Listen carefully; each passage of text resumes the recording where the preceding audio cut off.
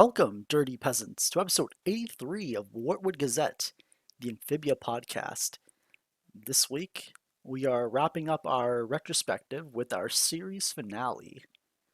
I'm your host, the Baticon, and joining me today we have Impact Yo, what's good, everybody? and Nick. Hello. All right, thanks guys for coming on. And news this week, none, but it's fine. We On do to have the Chibi verse thing coming out with there's gonna be like a Oh, Marcy Jesus. thing. Yeah. That's what I saw on Twitter anyway. So oh, they're making like more like are they new ones or they're going to like clip the old chibi it's shorts into the series? it's a new one, I'm pretty sure. I saw new footage of it. It was like Marcy like messing around and Sasha were like giving her a thumbs up and whatnot. It's new footage. I saw it's an unofficial like Disney thingamabobber. So Oh, interesting. Okay. Looking forward to that. But I think we can just get right into the episode. Or these last few batches of the episode, the beginning, the yeah, it's end, one. all in, the hardest thing. And I believe the beginning of the end was the I think second longest half A B segment. The first one being toe tax, I believe. Because this one I think was around 13 minutes. The segment was around 13 minutes. So was toe tax. And then All In was like a 44-minute special, and then the hardest thing was a 28-minute special, I believe. You can probably check the run times right now, but yeah, I have it open. I can check it right now. Yeah, All In was a 47-minute special, and then Yeah. the hardest thing was 29 Goddamn. minutes.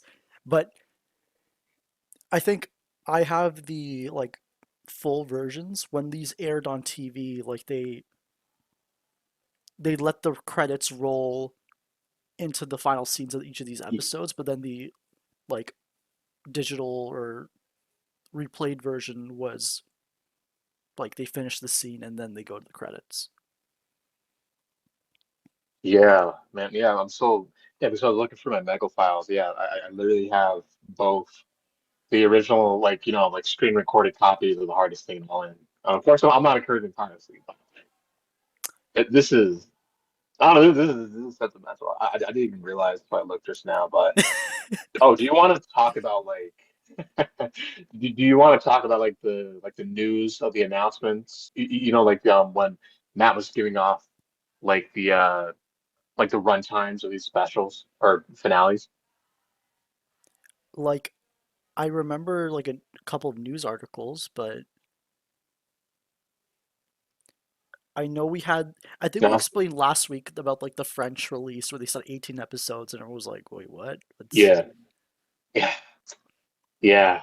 Like I don't know if he wants to specifically, but it was just like I know I think we mentioned it. It's still, I mean, it's still relevant here, so I'll just say it. But it was yeah. There's big energy of we're doomed. We're doomed.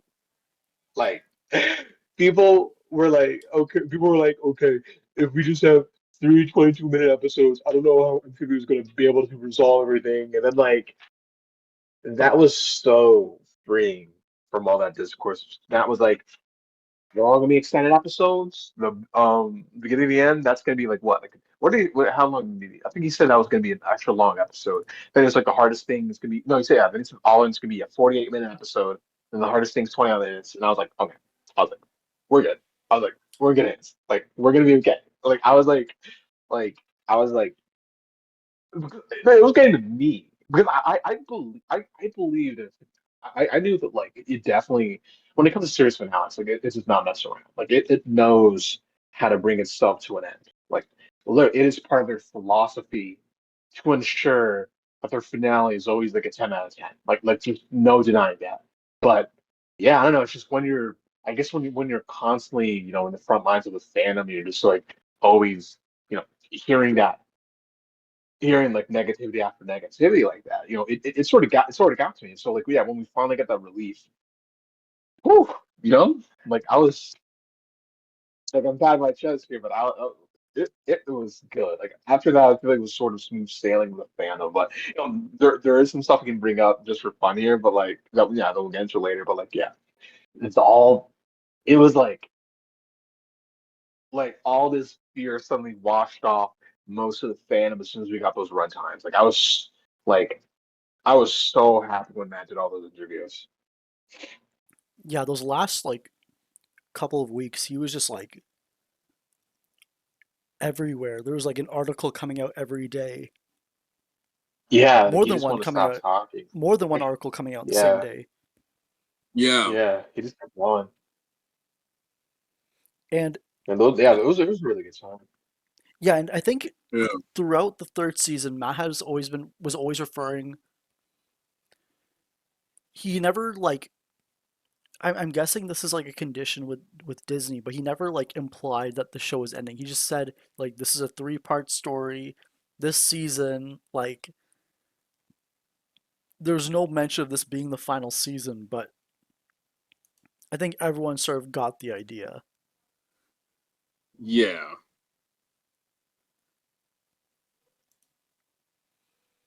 I mean, like, he's been saying it's a 3 act story for Since the beginning for of the so show. long. Yeah, I'm like, Yeah, like unless like he wanted to split season 3, like go like full like end like Infinity War Endgame style, and kind of cut it into like 2 parts. Which I mean, like technically, season 3 is cut into 2 parts. When you think about it, like the Earth arc and the Amphibia arc, like I know people have even made arguments that like they should have been their own seasons, like the Earth and like all the stuff in Amphibia. I'm not sure how well paced that would be, but like it it was a safe assumption that season 3 was going to be the end. Yo guys, for my Amphibia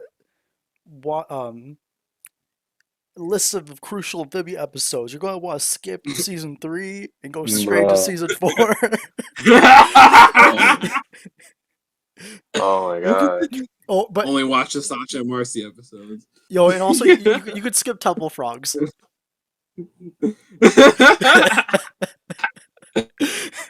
No, evil.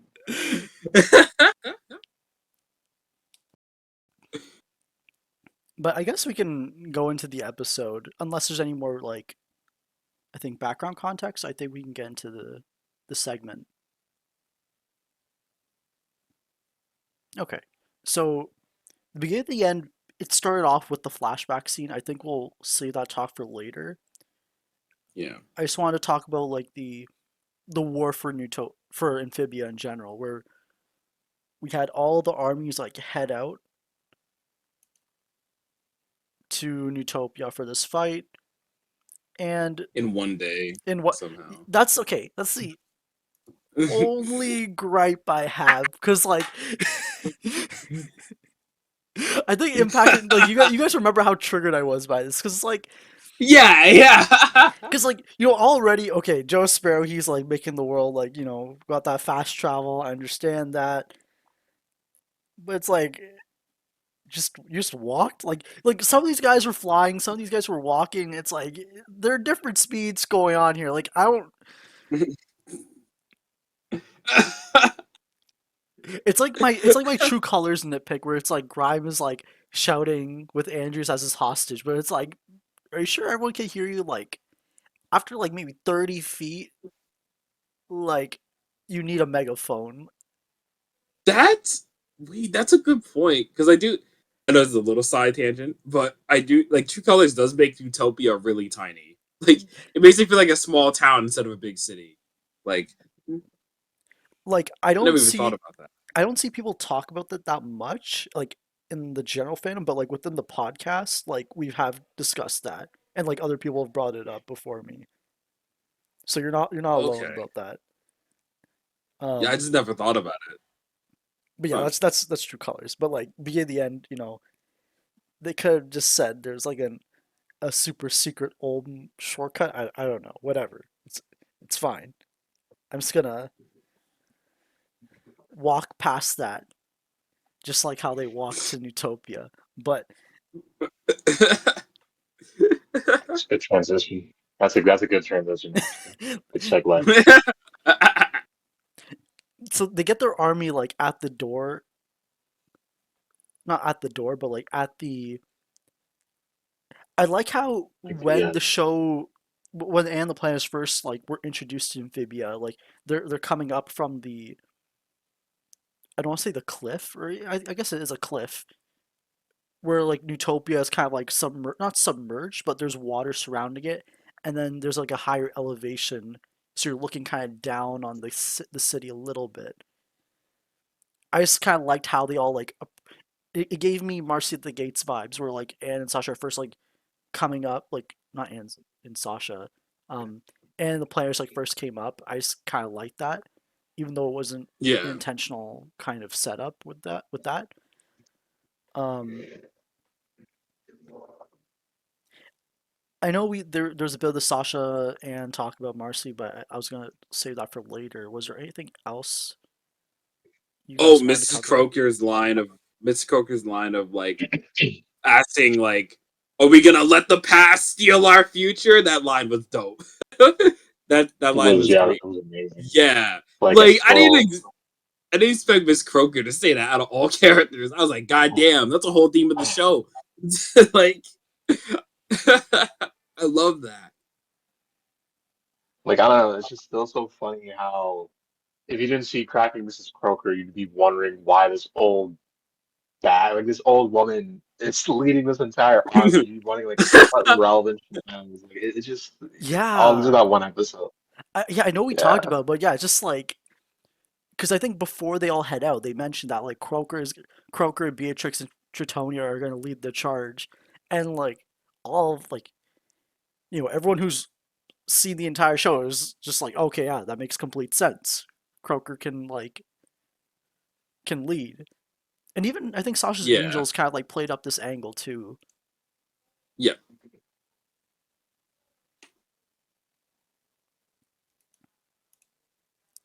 I Oh, think oh yeah, like there's also the oh, Nick. Yeah, I Nick, saw you the oh, go ahead. screenshot with Anne gave her speech and like Polly was writing for her. Yeah. Honestly, I'm just trying to see what I can pick out. Like, yeah, this is. I do think all This the is just, cameos are neat. I mean, like, sorry, Nick, did I cut you off again? I mean, I think I was going to bring up that. No, I think I forgot. There's that one scene that everyone just like went crazy over where I think it's like at Grime he created like a playlist for the war, right? And Sasha, I don't know. It was funny because people were saying like, "Oh, that's Grime's arc. Like his arc, like this is his, this is his arc coming to an end. He fully embraced, I guess, I don't know, the vibes. He learned how to vibe, I guess. Like that's his whole arc. There it I don't is. know. Oh, I got. You know what? I'm gonna save that for all in because I think Grime was. Oh, Yeah, I didn't even expect I'd be able to say this take. But like I'll save that for all in. But I don't know. Like I think Grimes' arc is kind of like not misunderstood, but I do think it's a part of like I think a lot of people try to make it seem like a redemption arc, and like that's not really Grimes' like story a bit. You know what I mean? Like so I don't know. I liked where they took it. I thought they were gonna make Grime lead the resistance and stuff in this episode, or at least like or Hop Hop or something. But no, it was just Mrs. Croker. I was like, okay, which works, So yeah, hmm. I, And I will Yeah, say much. some of the cameos are a little like hard to see, like with the Grubhog and stuff, and like fucking Bog. Oh yeah, yeah, Bob. Yeah, that Rest in was so peace, Bog. crazy. That's Yeah, some rest in major peace. L shit. Like that Like no, was it's so terrible. yeah, it's so funny as hell how we found out. It was just freaking yeah, Sticks pointed like Sticks pointed out. We were all like, wait, what are you talking about? Then he was like, guys, I swear I'm not crazy. And then they put a screenshot. We were like, what the fuck? Like we all just lost our Yeah, minds. Like, it's hilarious yeah. because you were trying to be like, oh nope, nope, maybe that's not the case. Like they wouldn't do that. I It's know. Then like you could see the copium Lysol, was and then yeah, you could see like the other two. And it's like we were all just like coping. Like real. I guess Yeah. for those of you listening, it's It's like hilarious. because after season two, Total Redemption, where we all kind of thought Bog would have like one more like prominent role in Wartwood, but that Yeah. never happened. And then like the reason because Bog was technically like the first antagonist of the show, or not antagonist, maybe first villain. I don't know how to describe it, but like that was like the first time in the series where you had like a sentient villain going up against Anne, and it's Grime was more of like the big bad of season one. Bog was more of like the small fry. So it just would have been a little nice to get something more from him, but it is what it is. Yeah, it's very Rest in weird. peace. I feel like they like Total Redemption was setting him up. I don't care. There was some cut 3B episode that was supposed to have Bog. I fully believe this. I have no facts to prove this, but I just know that is the case. There's no way they set him up and just have him not do anything. That was some bullshit. Not gonna lie. Yeah. Yeah, I think like yeah, it definitely is that feeling of like rest in peace to those, yeah, those like, what might have been season three episodes. Like I know like there's also like that 22-minute Halloween special. Yeah, yeah, darn, yeah, there's gonna be like a Halloween special on Earth. Like that could have been so cool. I feel like they really would have like done something special out of it, but like I don't you know. I don't know. It's like I try not to be, what might have been, but God, that would have been so exciting. You know what I mean? Just getting an episode like that would have been so cool. Yeah. I mean, like for a Halloween episode, I always like I don't know if we had to do a Halloween episode in season 3, I feel like we need Darcy in it somehow. Like I just get the vibe. Like if we're gonna do something horror based, we got to do something with the core. Like Right? Imagine that. God, imagine that. Imagine that. Oh, yeah, gosh, yeah, because it probably would have, huh? Yeah, like honestly, like probably An- would have gotten like like a Halloween episode early on, wouldn't it be? Because like, yeah, the show came back right in the middle of October, so like we probably would have gotten it really early too. So now, yeah, I like, mean like, yeah, and I wonder because like Andrew's got his time for the Christmas special. You know what I mean? I want Darcy to get yeah, her own special. Like I know it wouldn't work out with scheduling, but like I don't know, man. That would have been cool. Like yeah. Hmm. So rest in peace. Like, Like I know for the battle stuff, we kind of covered all of the cameos in the past. Um, I just want to point out that like Andrews's one-liners for this finale are like phenomenal, and just when the army shows up to Utopia, he's just like chilling with his like sparkling wine, and he was just like, "Oh, the worms are coming out."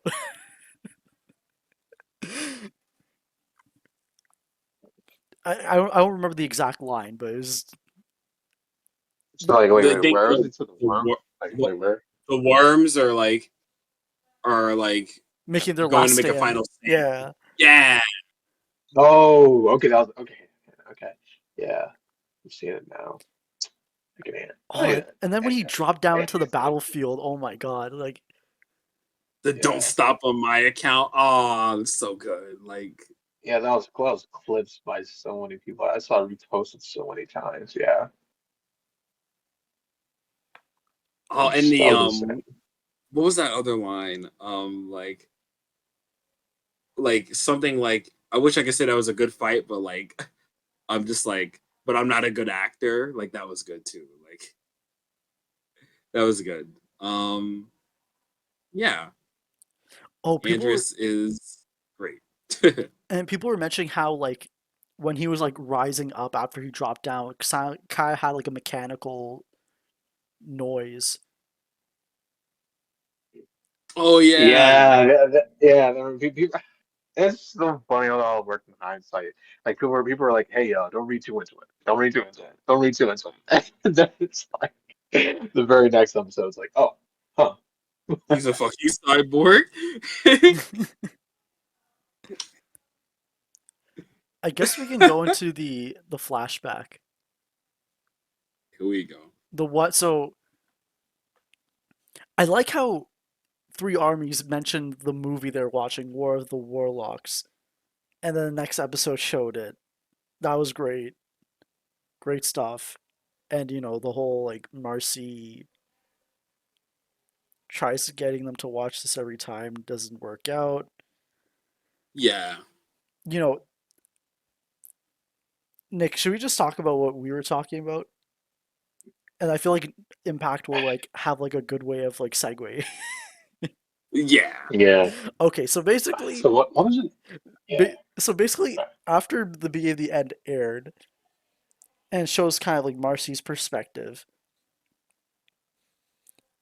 Nick and I were just basically like, yeah, I don't like this. Yeah. Yeah. Because Yeah. like I won't speak too much for Nick, but for myself at least, it was like, okay, we already had a motive for why Marcy did what she did with the music box. And then the show again is kind of showing you the failure of Anne and Sasha on their parts to be accommodating for Marcy's needs and wants. Yeah. And us in hindsight, we kind of see that at least Sasha and Anne paid enough attention to maybe like keep. They were willing to keep watching the movie with her, but they didn't finish it, and I felt like it was a tad too excessive to make the audience more sympathetic to Marcy's perspective, more than it needed to. Wait. So do you mean like the scene itself? Like what do you mean? Like it felt like the Like scene was kind of like trying to hammer home, oh, you need to feel bad for Marcy because she's the odd one hmm. out. Yeah. Okay. It just yeah, because like yeah, me and Thumb, we were pretty much like one to one on this. It just felt really. I also just felt like it just felt so unnecessary because because it feels like it's like I don't know, like it's also kind of felt like it was appeasing to people who basically didn't understand like the whole nuance of the thing, right? Like it's like Marcy did a terrible thing, but she's also like, but she was also dealing with like a million different feelings that motivated her to make that bad decision. So it just felt like I don't need this scene. Like I don't need this scene to understand that she's not like this monster like that Sasha feels like she. I mean, obviously Sasha doesn't 100% think that, but Hmm. like any negative. I mean, like I don't know. So it just yeah. I think at the time, like I don't remember everything we said. But I do remember we were just thinking like, okay, yeah, I don't like it that they're making Anna and Sasha. Kind of like yeah, we didn't like that they were making Anna and Sasha like sort of look bad at this point. We didn't like that it was adding this sort of but say like yeah unnecessary layer to it at that point. Like it was just I think it was basically those two big things. Like it was yeah. I think it was those two things. But I think like Okay. but hey I mean we covered our asses though. We were like we're not gonna look like clowns. So we were like I think we put like a disclaimer at the end of our talk. We were like, but Amphibia is probably gonna prove us wrong. So Yeah. we'll just wait. And then the next week came and Amphibia proved us wrong. So we're like, oh, hey, we covered our ass. Like that's because no, we learn from Oh, the fandom though. We learn from the fandom, making fools out of itself. Like we were like always say, but the show will probably prove us wrong. And then boom, it did. So I think we stopped him. Yeah. how do you guys feel about it now? Like, after we got everything. So I think because we didn't really see many scenes with the trio together before Amphibia, it kind of felt a bit more. necessary to kind of show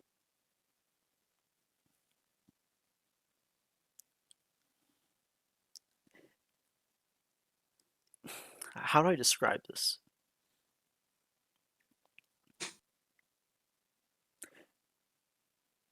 And we kind of spent the most time with Anne, so we kind of see what it's like when she's kind of on an island or isolated. Same thing with Sasha. Marcy, we kind of saw most of her time when she was with Anne. So this episode Yeah. kind of had to be like, what is Marcy without these two? And Huh. at least with Anne, because she's like the protagonist, we see that she doesn't know what she is, and that's why we're kind of with her. Sasha is like a very infectious personality,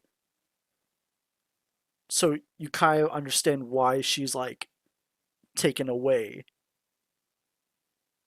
Like Sasha wants to pull everyone back together. Marcy doesn't want to let anyone go. And Yeah. then Anne is just like doesn't know what's going on. Like, and that's why we're with her. That's why we kind of needed the flashback, because in the next episode, Anne kind of gives a more like definitive answer to the fears Marcy had in True Colors about moving away.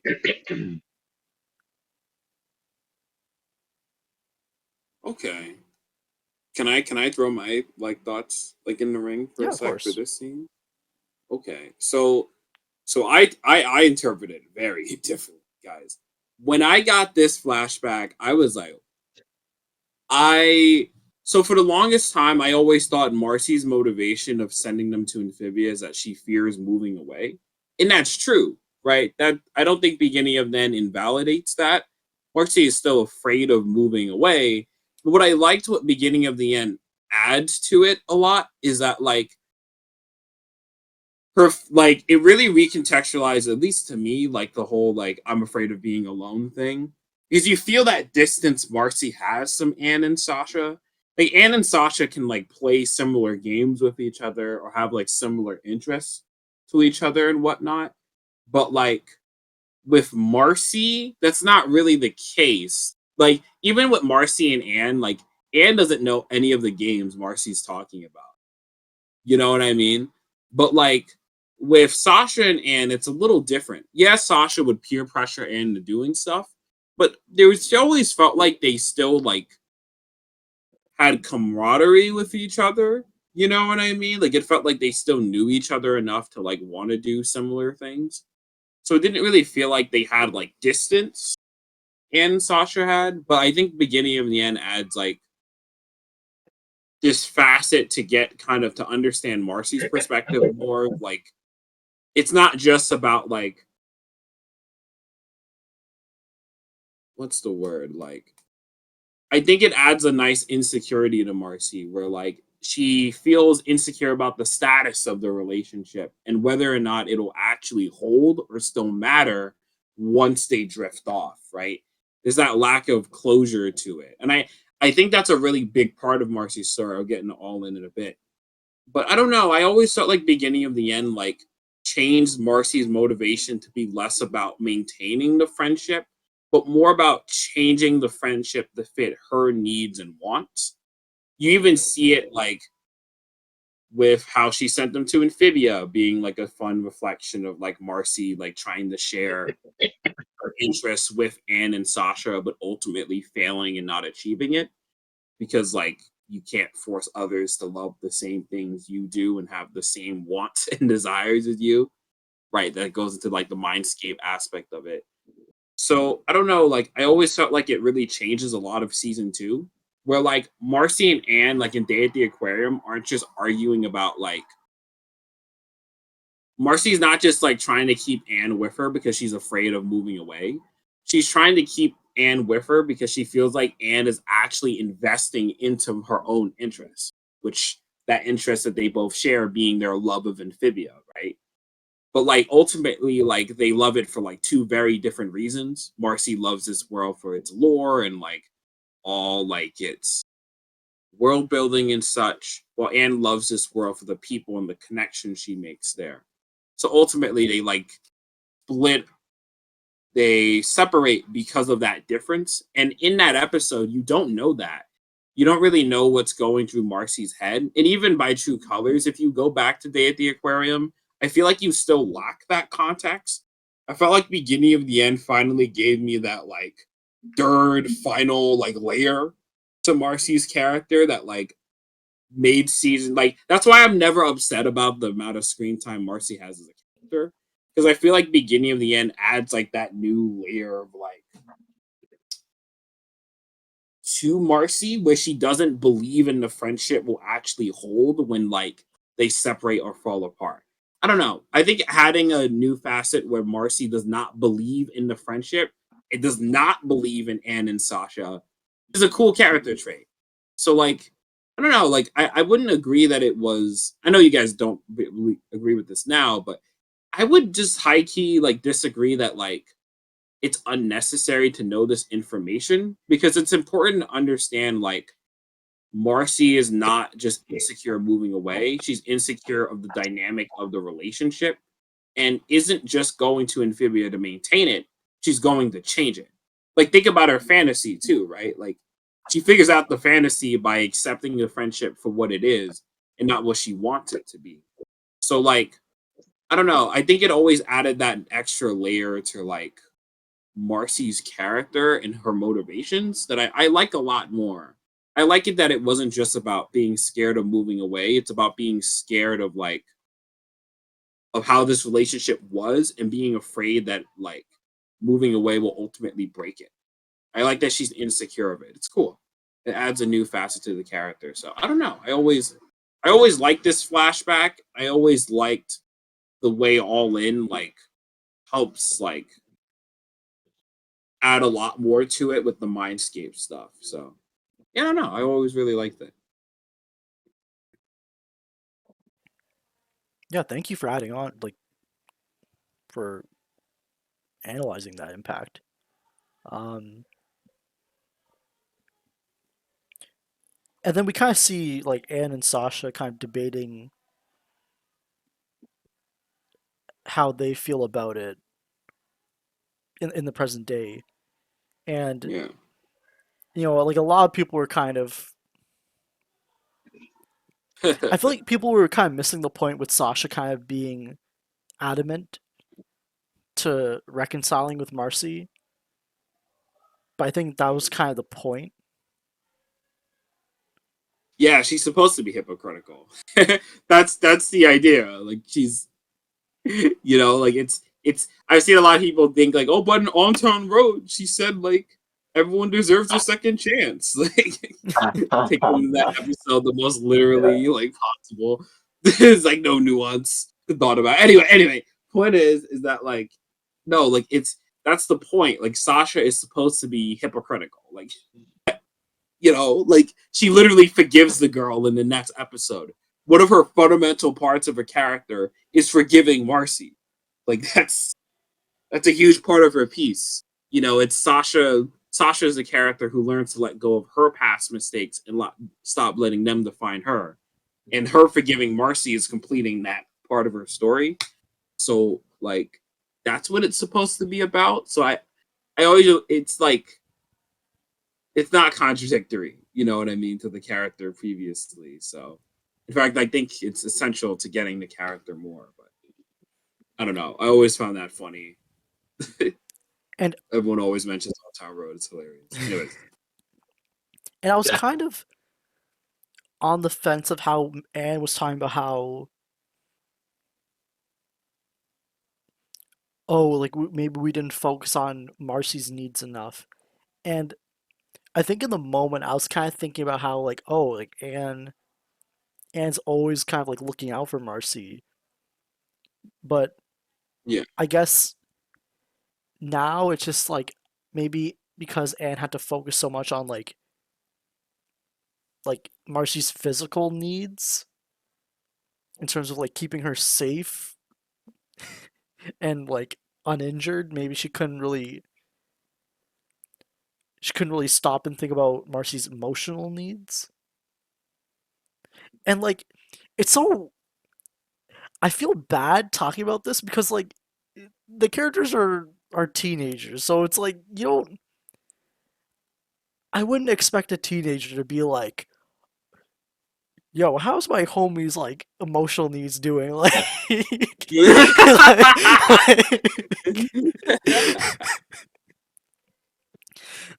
Like is he in a state Yeah. of mind where he is comfortable with himself and his self-worth?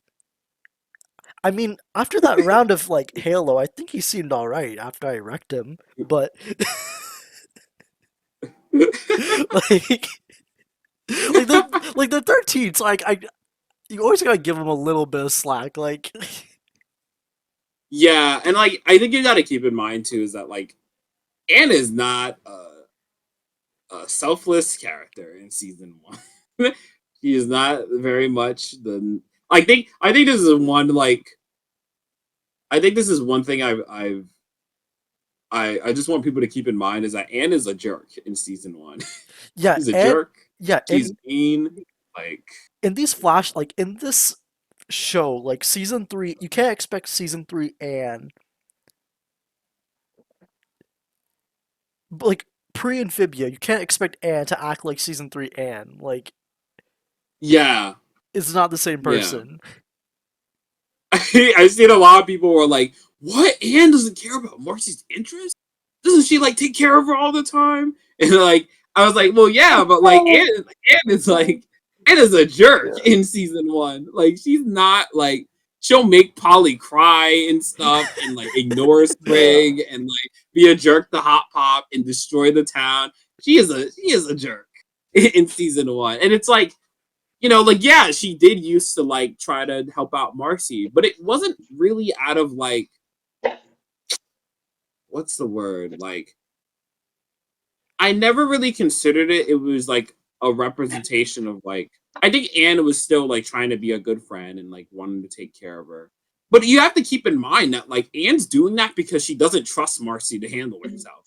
Like it's not out of a good reason. It's not like it's not like out of like the goodness of her heart. She's doing it because she feels like she has to, else Marcy's gonna die. Like, you know what I mean? Like it's very different. It's not like Anne is being like super empathetic to Marcy. Like no, no, no. Like Anne thinks like Marcy can't take care of herself, and like that's the whole thing in Marcy at the Gates, right? Like Marcy's trying to show Anne, yo, I got this.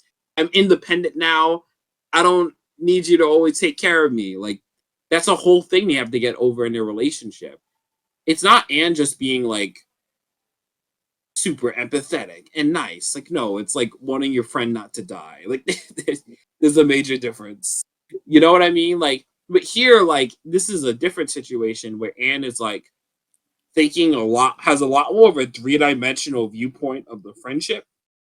She's thinking very much like, okay, wait a minute. Like, why would Marcy get the box? Maybe there was something wrong in the friendship that we needed to fix. And then she connects that dot with War of the Warlocks. And that's where Anne's empathy really comes into play. So I don't know, it never bothered me. I think maybe the show could have given you like a little bit more context on Marcy and Anne, like to give you a strong idea, but like I don't know, it never felt out of character for Anne, like to ignore Marcy's emotional like wants. Like that felt in character, to be honest. So And Anne didn't really think Marcy could handle herself. And Marcy, I don't know. Actually, I'm gonna say the Darcy talk for later, but I think we covered ooh. most of the Anne and Sasha arguing. Like they kind of carried it into the castle. Like the only retrospective thing I kind of wanted to bring up again was like the hop hop Anne look. Papa? Yeah, I Ho- mean, the, I mean, he doesn't need to try. He still gets a W. Yeah, he just gets his dub. He just exists and he just gets his dub. Like it was awesome because I think at that point, I don't know. I think we just assumed that whole debacle was over, like that whole arc between them was over. But no, let's give it a little nice little cap off. It was great getting that. And then Yeah, and I think it's just like great setup. Like obviously after the rain, it's like big setup to this moment. But again, like it's just one of those things to remind you, like, hey, like if you want to know more about like the girls' relationship, you probably need to understand Anne's relationship with the planters too. Very essential, like to get that down. Like the planters saved the girls' relationship. I'm just saying, like, but but I think yeah, Matt actually said in an interview like Anne had to learn to forgive Hop Off for like the Anne and Sasha stuff to work. yeah. It's nice. Nick, I actually got a question. Did you have like a? I remember you said like a take on your original recording of this about Oh, like Anne and like how their forgiveness scene worked. Like how do you think about it now? Like in terms of like how Anne chooses to forgive Sasha. I mean, it's not Sasha, oh, like Marcy. and Eh? I like how you said that this Yeah, was back on the original beginning of the end video. yeah. I forget like. What I said specifically. I don't know. Yeah, I, I, yeah. I wish I could remember. I think it was like I think you said you had a bit of a problem with it, like Oh, did how I? Anne was going Oh. about like forgiving Sasha. Like quote me if I'm wrong, 'cause I'm not super sure. I remember something like that. Like what Anne was saying to Sasha like wasn't like 100% accurate. Am I wrong or like remember something in that Oh, video? I can't remember. I think like because I know Anne is Gaddy. Anne was so affectionate in this scene. She was like, "Look at what we have now," and it's like, "What the fuck?" I was like, "Damn!" I was like, "Oh, damn, girl, damn." Like, that was really trying to like 3 weeks ago. Chill. Like, I'm trying to like let me see. Yeah, I know what you mean, What Nick. It's just what's like like this? What? I feel like it was crazy because I feel like we were not ready because Matt was like, oh yeah, guys, we tried to push the girls into the sea to be a little more, vague. I was like, okay, what do that mean? That's gonna be interesting. And it's like the most like intense heart throb lines that ever came out of the show. Like I was like, what the fuck? I was like, And crazy. the way Brenda's song says it too is like yeah, it's Yeah. very like It's so affectionate. Like it's like yes, it's very I yes. don't I don't blame anyone for like Yeah. for yeah like yo, and I then Literally, that think yeah, you and there's then know no that what way. DDR scene right after, like Yeah. It's like I like feel like Matt. that also gets to a point in All In too where like Marcy and Sasha like save not Marcy and Sasha, god damn it. Anne and Sasha saving Marcy, like it also like not the same thing. Like I feel like this one's a lot more shippy than the one in All In. Like with like they're all like crying about Marcy and stuff and like whatnot. They're saying like they love her and whatever. Which like it's kind of funny looking back at that now. But like I don't know, like that was definitely a point where like if you like shipped Sasha and Anne, like, well, then like I like you were having a fun time. You were having a fun time throughout 3B in general, to be honest. No, Like honest to God, yeah. There's like a you were having a resurgence. ball. There's a resurgence. Like a revival. It was like we're getting the band back together, man. That was Sasha and 3B. But Yeah, I because think I Sashan was like it pretty much just became like I feel like Sashan was like a little taboo a little bit as a ship. Like it uh still always was yeah. here, but like it was always was like he would be like, Sasha's toxic. You know what I mean? Like every time. But like then when 3B showed up, I was like, oh, hold on. Wait a minute. This could actually be like real for a sec. And I think Sasha RC got like a lot bigger too, but I think that was more after the show. But like, I don't know. I mean, That's definitely one of the Sashan moments. I was kind of guilty of bringing it up as well, but like, we made a whole separate episode for this talk. Yeah, yeah. If you want to listen to it, and you listeners, it's episode 69. So check that out. Yeah. Yeah. Going too much in ship talk. Oh man, I just love how we use that number. The stars aligned that day. But yeah, we got the fight. Not a lot of. Oh wait. Oh, I forgot. I mean to mention. Yes, it was the whole DDR dance. That was that finisher. That indeed. That indeed, ladies and gentlemen. That indeed was an Evangelion reference. I gotta say, that was an Evangelion reference. That was an Evangelion reference. It's everywhere. You have to accept it. You may hate it, but it's an Amphibia. You can't deny it. It's an Amphibia. But all right, but Tom, keep going, keep going. No, I'm not sure if you heard me like clapping over the mic when you said it was an Oh, Evangelion reference. oh my God! Congratulations. Okay, okay. But yeah, they get to the box, and then Darcy shows up, and All right. Impact. I know you're waiting like for a long time to to talk about this, so you go ahead. The floor is yours. Okay. So so Darcy's a really interesting character because as a fandom, Darcy was a character before we even saw them in the show. We like possessed Marcy was a theory like as soon as the like season 3 intro came out and like we saw Marcy in the tank, people were like, "Oh, she's going to get possessed by the knight or whatever." You know what I mean? Possessed Marcy has always been a thing before even like the Dree beat like the season 3 trailer and whatnot. So like for the longest time, like Darcy was like kind of the most OC character ever.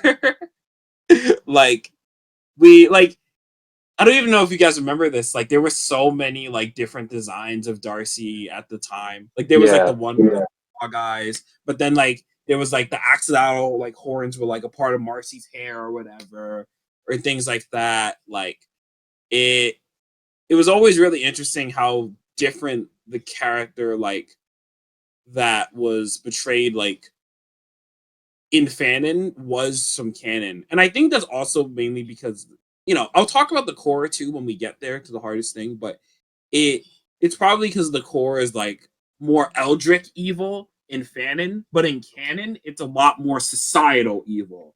So like it's always like really different how Darcy is portrayed. So yeah, I always found that really interesting out of the character because what's the word? Like, how do I explain it? Like, it was just so much variation of what Darcy could be or like what could happen with this character, like in general, that like the thing that we got, which I liked what we got out of Darcy. I liked using Marcy's like love of fiction and fantasy as a way to like trap the girls and like trick them or whatever, or like manipulating Sasha and her insecurities and fears. It kept like the fun like puppet master thing they were doing with the core, like how it controls like Aldrich or Marcy or the moon. It always has power over someone else or Andreas, right? It's either manipulating or forcing its control upon someone else. So I liked what they did with like the character in general. So yeah, like I might go into detail once I bounce off you guys for a sec, but like I just I don't know. It's so like it's just so interesting how Darcy was a character before like we even got them in the show. Like and like yeah. I'll keep it to that, and then I'll bounce off you guys and throw out my ideas. But like, I don't know. It's just so interesting. Darcy is the most OC character in Amphibia. like genuinely. Yeah, like before we got anything, everyone was kind of like drawing a lot of fan art and how they kind of interpreted the core's presence possessing Marcy. Like, people thought like Marcy could see everything and the core was just like directing her, or like she was in her head and the core was just kind of like doing whatever while she's kind of like arguing against it. There's a lot of like interesting Yeah, like people kind of just called it like mindscape stuff. Like that's how they kind of yeah, described everything pre season 3, or not pre season 3, pre I Free guess to Core whenever, and the King. no, even before Olivia and Yunan, where they showed the possession scene. That's when it all kind of started. Like, cause I think what Yeah, was the line? Like, it was Aldrich's line, but don't you think it's time to? say goodbye to your childhood friends of yours. Yeah, and now that we know it was actually from like the Court and the King, like directed at Andrews, but still relevant.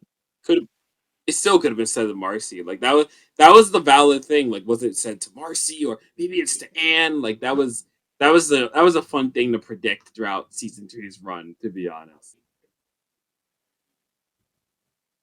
Yeah, because we wouldn't get that line Um. for like 3/4 of a year, basically.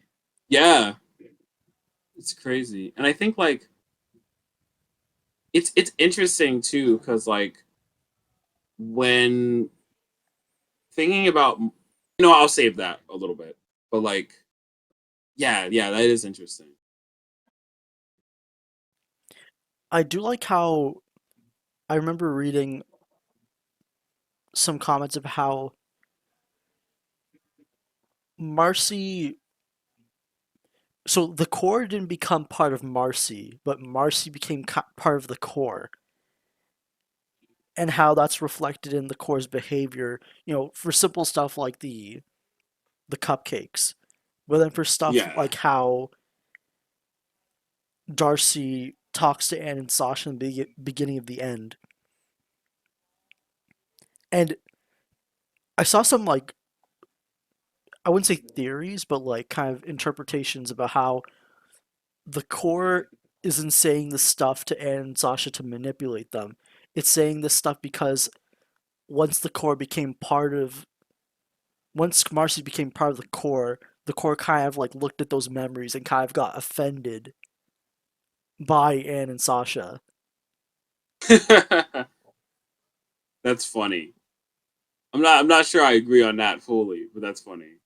I don't know, it's just like it was just like an interesting like interpretation, like how like it's like the core being like legitimately kind of like things taking things personally, even though it's like part of this like hive mind. It just kind of like every once in a while kind of like slips into like a past life's kind of personal biases, Yeah, similar to how like maybe when talking to Andrews, like Aldrich kind of comes out a bit more. Yeah, I mean, yeah, I feel like yeah, all those things really just because I can definitely admit that I hate regurgitating like sort of like the points I always see like a million times with Atlanta. But yeah, I guess I can admit, yeah, Darcy could have used more screen time. I'll admit that. But yeah, I mean, I just when Darcy was actually why Nick, you go. in fact. Oh, you guys was all right. I was okay. Now, okay, yeah, I'll finish on the neck. Now I'm actually kind of interested. But like, yeah, I think my thing of Darcy is just that it's like, um, okay, actually, maybe it's not the script. I think something was just because I do like how dynamic they can be. I do like that because of what is fused inside Darcy. It does create these like sort of different experiences with them depending on who's talking to them, right? Like you have Andreas, they're just like way more like they're impatient with them, they're mocking of them, they're just disrespectful. Then like yeah, then with like Sasha and Anne. So it's just about like, you know, how do I really go after these guys personally? How do I make them feel guilty? Just how do you like? It was cool. Like it was cool seeing that. I think my other thing is, I do think that it's like Darcy's awesome. I think like the storytelling with Darcy is strong. I think my thing is I feel like there's a lack of substance.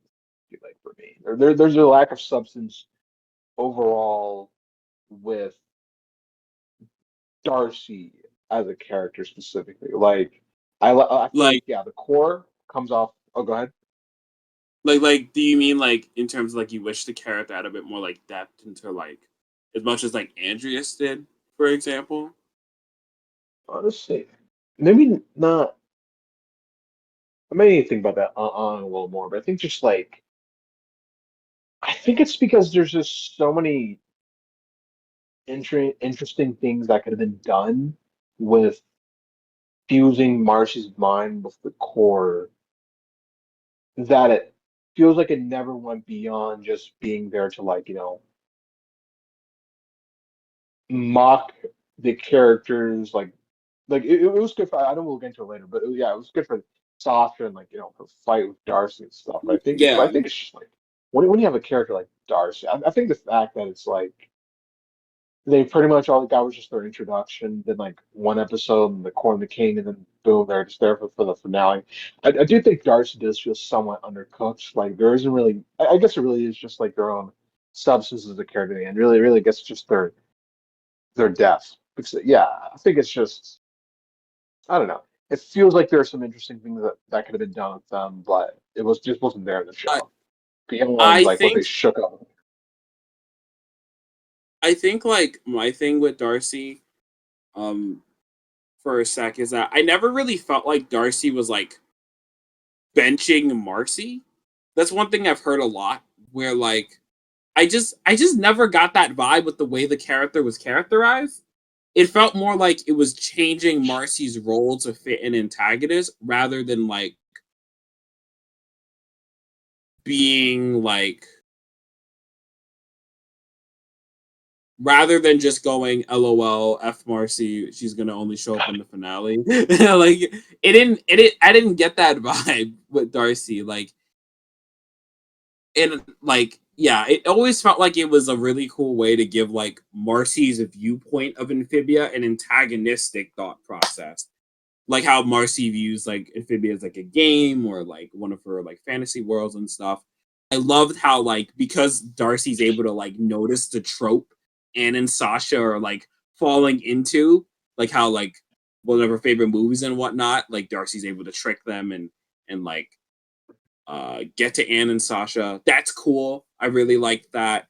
I liked what they did with All In with like the fucking like what's the word? Like the computer, like what's the word? Like I just like how they use Marcy's love of fantasy.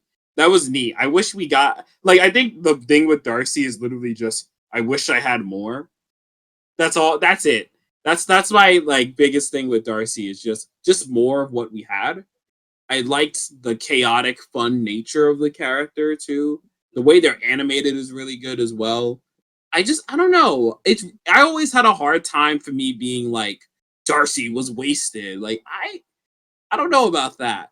Like I like like with a character like Mr. X, I think they're wasted. I think Mr. X sucks. Okay, like he's a trash villain. He is. I'm sorry. He's trash. But like with Darcy, I didn't feel that way. I was like, no, Yeah, this character added like a new dimension to Sasha's story. It added a nice foil to her. I'll get there when we get there. Because that's important. Um it it felt like it added a new thing for Marcy to do in the story, using her love of fiction against the girls in a clever way. I liked how it brought back the vibe of season two again, like how Marcy views Amphibia as a big game. I like how beginning of the end uses that, where like the entire like army battle is like just like War of the Warlocks, and that's how Darcy's able to trick Anne and Sasha. Marcy's viewpoint of Amphibia is like used against the girls. Marcy knows how this world works. She knows how it operates because she has like a really good viewpoint of fiction. She understands tropes very well. So like as soon as like one thing reminds her of that, she knows exactly what's gonna happen. But Anne and Sasha don't have that. They don't have that like understanding of like tropes in fiction or anything like that. That like they aren't really seeing it coming. You know what I mean? They you know what I mean? Like it's very different with Darcy. So I don't know. Like I never felt like Darcy was like a wasted character to me, and I never felt like it was benching Marcy either. I always liked the character a lot, and like I do think again a lot more could have been done. Of course, I mean there was always a worry in my head where I was like, oh my god, please don't make Anne fight Darcy at the end, please. This make her fight Andrews. God, Like yeah, there seriously, was that's like the one that fear, was the, like the one fear of yeah, me, literally the one fear of me. My God, like I know people were like, oh no, but like Sasha v Darcy be cool, and I'm like, no, Andrews is right there. Don't take it like Andrews away from Anne, please. She has an awesome fight that's been set up throughout the whole season. But like, I was always a little concerned about how they'd use their screen time. So again, like, which I mean, that might sound like a bad thing that I want a villain to have less screen time.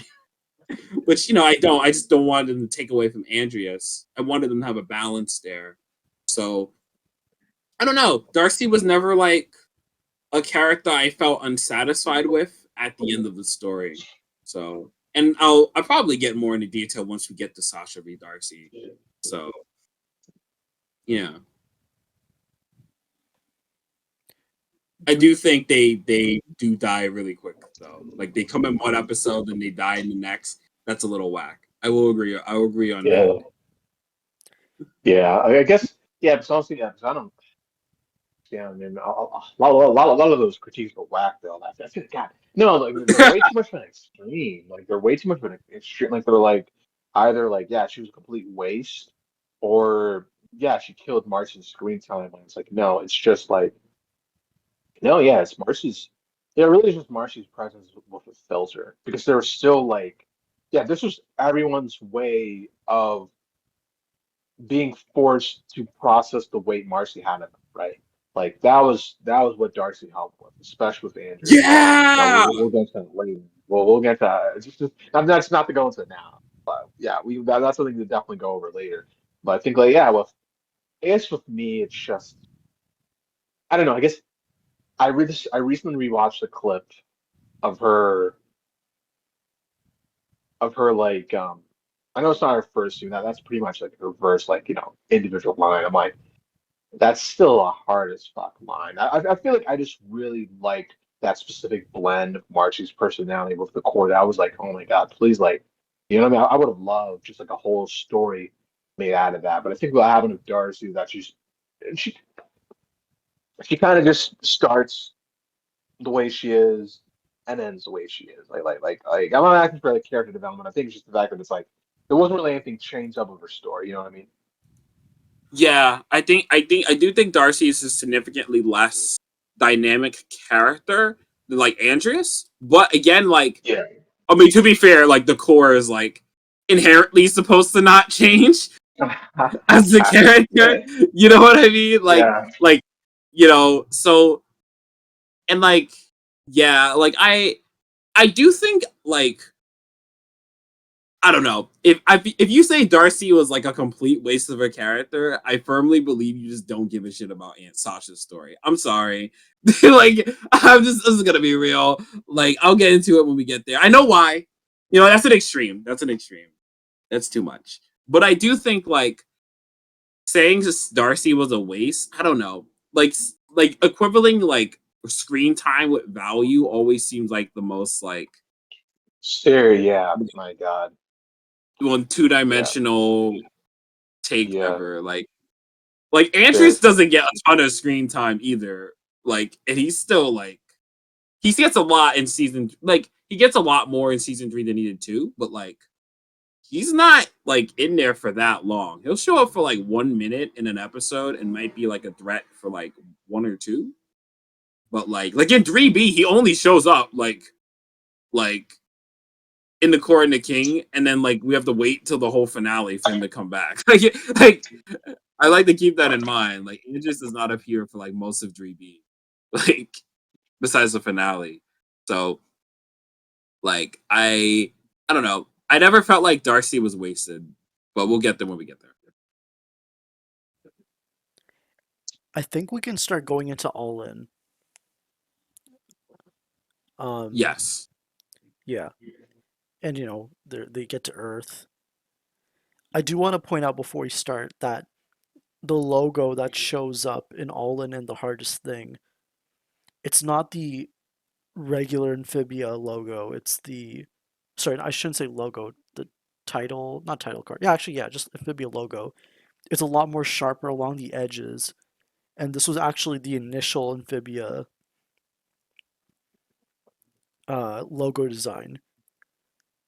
But they, Really? but they kind, Oh, yeah, I what? think I forgot who gave Matt the notes about it, but it was basically they wanted to look more kind of friendlier, so they kind of rounded all the edges. And to be honest, I don't want to say I understand it. I kind of like it too because of like the nature of the show, how it like ended up being. Like if this was like pilot Amphibia, then I could see like why the sharper logo stuff. But I just think it's like a nice visual change, like from the regular logo. Yeah, I didn't even know it was the OG like, logo. That's new info to me because I knew about the whole like making it round thing. I had no clue. Like, was that ever confirmed like by Yeah, Matt specifically that this one was the sharper one? Oh, okay. yeah. I Matt don't mentioned remember it in a that. tweet, and then like I think the reason it got more traction was because uh, Dana Terrence like replied to it. Okay, that's interesting. I never knew that. That's a cool fun fact. Yeah, like I think she just threw a shot at Disney.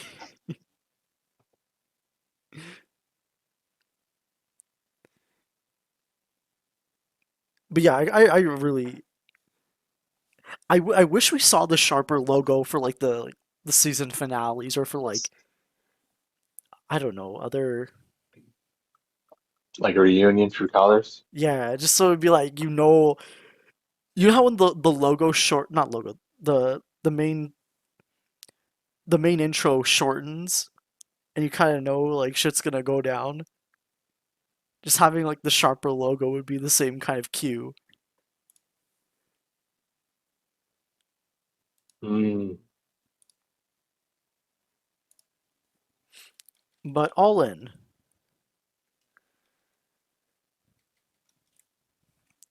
yeah, I'm like, I was going, what's to say? Oh, There's a It's lot a to banger. say. Like, like okay, I feel like It's a banger. yeah, all in. I feel like we're not gonna talk about it as long as the beginning of the end because like the all in, understandably, even though it's like 47 minutes, or so like a lot of it's action. yeah, a lot of it is fighting, swing, beat the bad guy. So I think hmm, And like these recordings were long, like when we Yeah, first they're covered this. yes, like 4 hours. yes. Each one was like around 4 hours. Like, my God. Yeah, I think the total recording time originally for these was like for all 3 episodes, it was 11 hours. God If you damn. added them up. That's half a day. Yeah. Yeah, it was kind of a bit crazy. We were going a bit crazy, I guess. Yeah. I think man, I think like trying to like see if how I can articulate this take the right way. Like, I'll ask a question. What do you guys like? Do you guys pretty much have like? Are you guys' opinions on Anvi Andreas still pretty much the same? Or like, Yes, but better. what do you mean? Like I want to. Okay, I want to save that for later. I feel like we can talk about the Oh, okay. initial. I guess we can talk about the flashback stuff. Not flashback. Sorry, Okay, okay. the fantasy world stuff. Oh wait, there's also a flashback. I forgot there's a flashback scene in this too. Um, I think what we could do is like I'm trying to think of the order we can make this work. We were already on like let's just go in the order of the episode.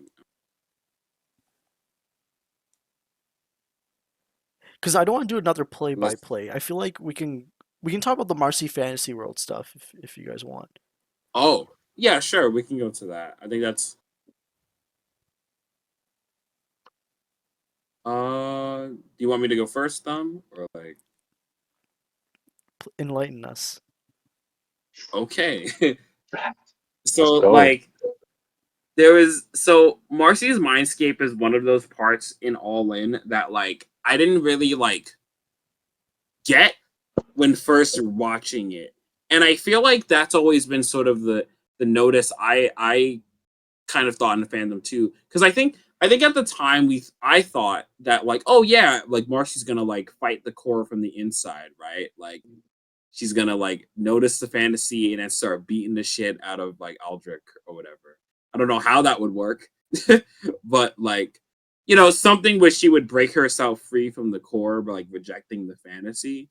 And I sort of like, and this was before we had beginning of the end too. So I was always kind of like expecting a mindscape. Like I think again, like this is one of those things where I think the entire fandom had an interpretation of this, of like what Marcy's fantasy was, what her mindscape was inside the core. I think everyone knew this was going to happen, but how it was going to happen is like very different from I think how Fanon handle it and how canon handles it. And I think because Fanon didn't have beginning of the end at the time to like make this like a basis.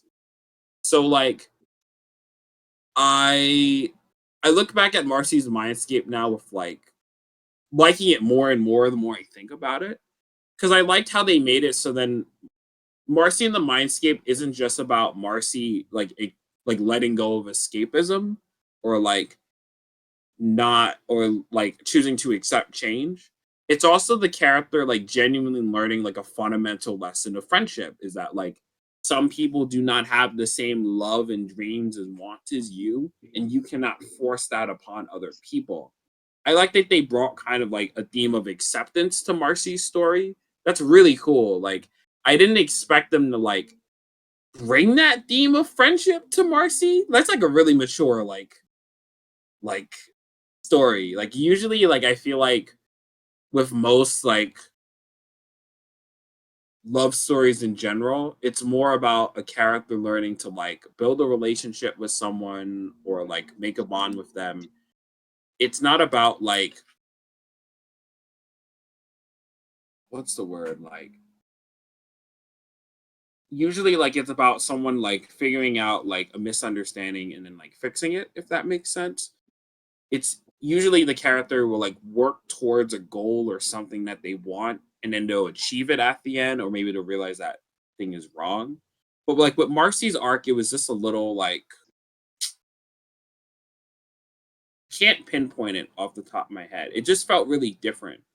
I like that there was a story about friendship that told you that like friendship is not just about getting the things that you want and doing the things that you wish to do.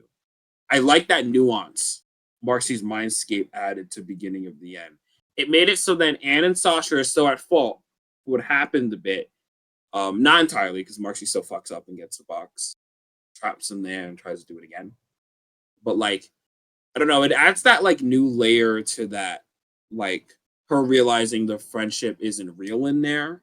That like Anne and Sasha will ultimately never do what she wants because they're their own people with different interests and desires and like passions. And it's a great thing that Marcy and Anne are always arguing about this a bit in season 2 as well. Like how they view Amphibia, what they love about this world, what they want from this world, and ultimately, like, those are two very different needs and desires. And at the end of the day, it's about Marcy considering her friends' wants and desires and what they want to do at the end of the sleepover, what they want to play, or what games they want to do. At the same time, it's also like Anne and Sasha considering Marcy's needs and wants and their opinions. So I like at the end of the story, they're like all listening to each other at the end. So I don't know. I always appreciate Marcy in the Mindscape a little more because I love that extra facet to it where like a lot of the themes of like even like New Wartwood come back. Where like in that episode, Marcy's like trying to force Wartwood to be her friend, but like you can't force relationships. You know what I mean? You can't force people to like you. Or like she tries to force Anne and Sasha to like join in her fantasy and her love of fiction, Drew the box, and Drew like staying like and going to different worlds and agreeing to Andreas's plan. So I don't know. I always really liked Marcy in the Mindscape. And I like that like in that moment when like Aldrich is like, the only thing waiting for you out there is rejection and misery. And I love that Marcy like has a mature viewpoint on it. Like she knows like the core is like bullshitting.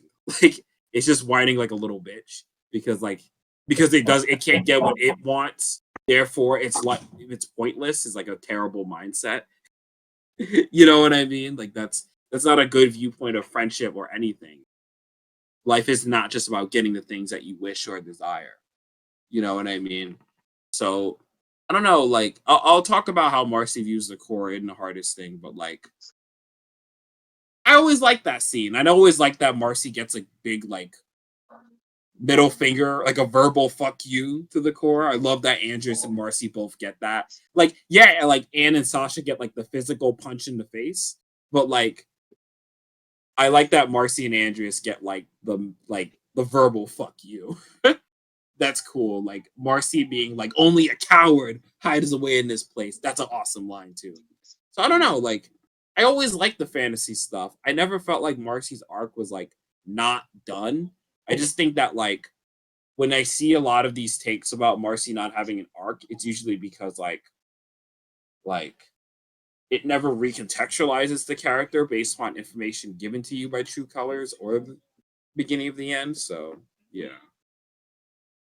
Yeah, it's like a huge things that a lot of people thought her arc started with True Colors, but when it's like, no, like no, it did not.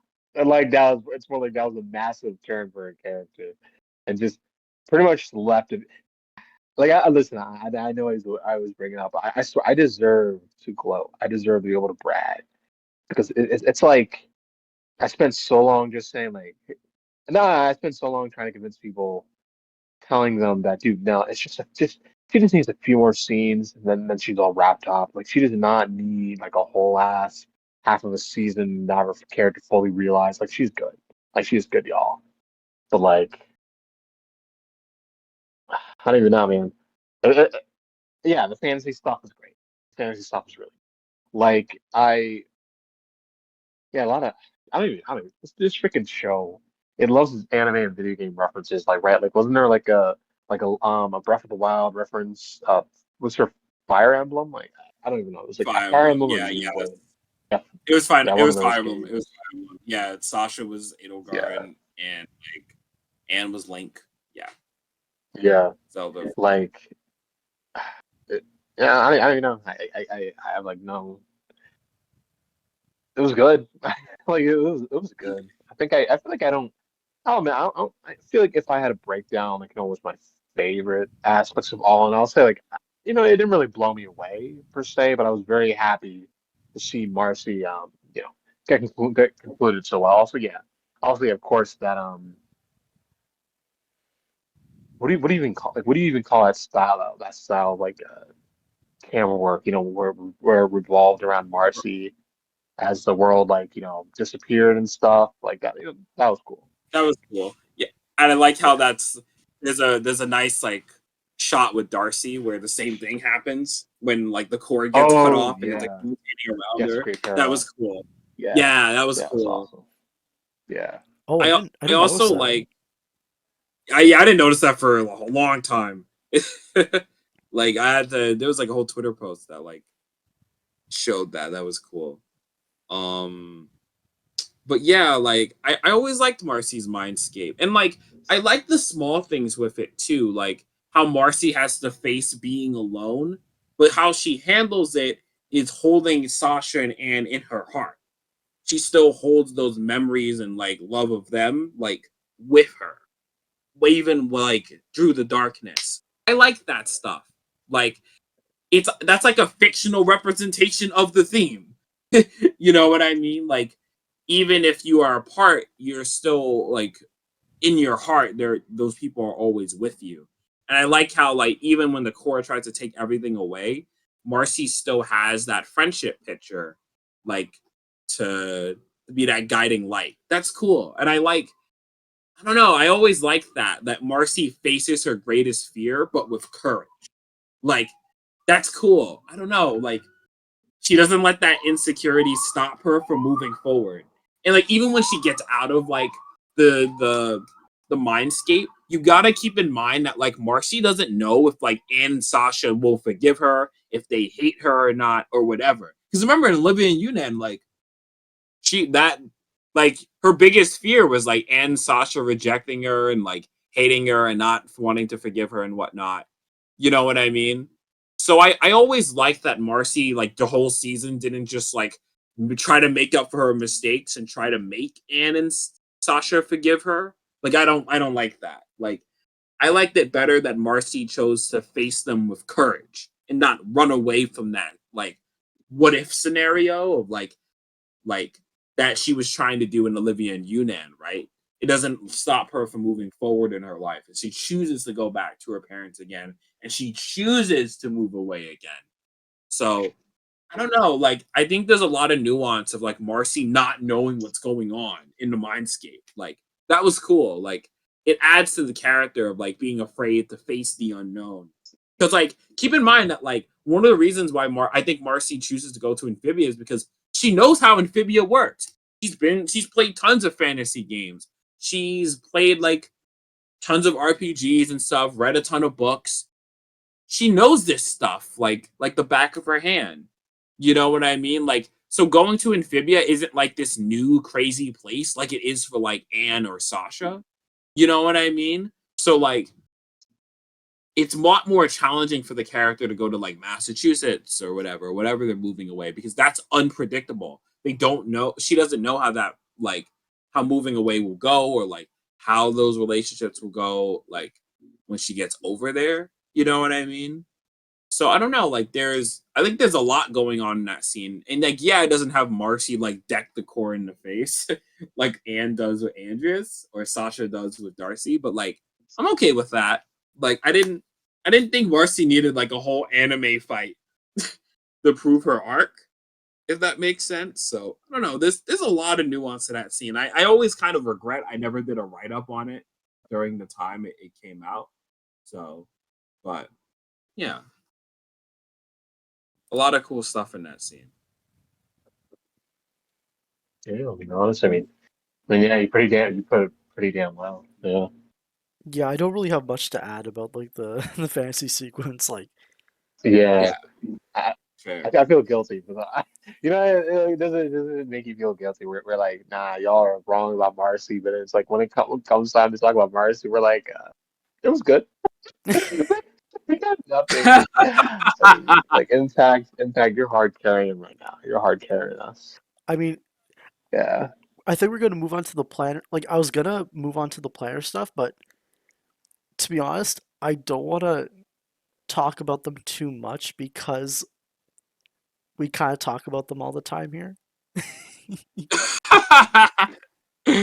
Yeah, that's fair. I want to leave time for like the less discussed stuff, like Marcy and Sasha, to have a spotlight Yeah. in this retrospective. Ooh, No, okay. but no, we'll Yeah. no, don't get too excited. In fact, Oh,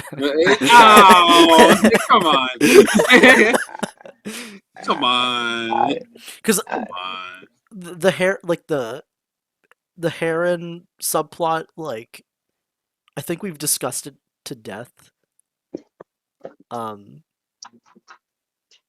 like on like past recordings everywhere. So I was gonna. There's one aspect of it I want to bring up, but that'll be later. I already posted in the chat about it. Um, I think I'm just gonna let Nick. I Oh, go ahead. Impact. Oh no! You guys go because I don't want to. You guys give your plan through stuff because I do have a take on that part of All In. I Ooh. uh like Are you Ooh. talking about? Are you talking about the Heron subplot or the Sprig subplot? I'm talking about the Heron battle. Like Oh, okay. like Ooh. Yeah, we'll save it for later then. oh, I'm gonna let Nick kind okay. of like start us off with the Anne versus Andrews stuff. The Anne versus Andrews fight. Like, I have one kind of point I Yeah. want to make, but like I feel like I can make that after Nick kind of hypes me up with him just saying whatever. Like, Nick, the Yeah. I floor is mean, yours. yeah. Yeah, this is like the yeah, this is like one of the biggest Titanic conflicts of the season because it's like I think if you're following along with the show, I feel yeah, I feel like yeah. Honestly, just it doesn't even matter if you're watching live or not. I think just once you get to season two, you start noticing these little penny parallels you can sort of pull out between Anne and Andrews. Like they're just these subtle little things you can slowly feel out. They're not fully there, but they are brewing. But it's when true color drops. When Anne essentially goes through the exact same thing that's been motivating all the dark impulses that Andrews was going through in season two. That's when it fully syncs up with you. That's when you're like, oh my god, these two are a foil. Like these two have this deep personal emotional relationship without even interacting with each other for more than 30 minutes. Like you felt it. And then I think like that's man, that's one of the most underrated aspects of season three that's not discussed enough, but you totally feel it, right? Like you like 3A was instrumental in preventing from Anne falling into the same pitfalls that Andreas did, right? Like letting all that pain just simmer inside and not really recovering from it, right? Just like letting all the people that basically, I'm not gonna say ruined her life, but definitely, like screwed her over at that time, really just like let all that grief with them just destroy her, right? Like she didn't, no. She learned to rely on people again through 3A and she kept on going. Like she kept on going. Like she even met, yeah, she got the chance to even, meet with Sasha Marcy again, really just heal herself, heal her relationship with both Andreas. Yeah, it really is just. I mean, it's sad as hell, right? It's not even just him, like one note going down this path. No, he's being stubborn about it. Like he knows because it's something I've always talked about too. It's just like with True Colors. Now that we have like the full like idea of how Andreas is feeling, you understand that with True Colors, he was probably like the most emotionally volatile person there, like even more than Marcy, because this was his big moment to get revenge, to right an embarrassment that occurred 1,000 years ago. Like this was his chance to shine once more, and yeah. yeah, he got it. But after that, it's like all those pent up feelings are gone, and now it's like now what? Now what's left? Now he's starting to question that but he can't let go, right? He's been doing this for 1,000 years already. Like he's sunk way too low just to casually let it go. Like there's just too many things that he's done to really turn back now. And so yeah, he just kept going, and then and so he got worse and worse. He continued like throwing those relationships away, like those two major episodes, right? Like you know, Yunnan and Louis and Yunnan and the Corn of the King. Like those are two episodes where he stubbornly tries to close off his heart and just ignore the fact that no, he's not this like monster. And so with Anne versus Andrews, to me that's like yeah, like it's personal. Like it's very personal. Like these two, like I think these two, without ever saying it, like these two, yeah, they really do see something in each other, right? Like they really, really do. Like I'll always love that throwaway line where like, yeah, no, she truly understands what the fuck is wrong with him. Like she even pities him in the middle of a fight. He's like, fuck off. He's like, shut up. He's like, shut up, you're wrong. And he punches him. He's like, hey, like he's like, shut up.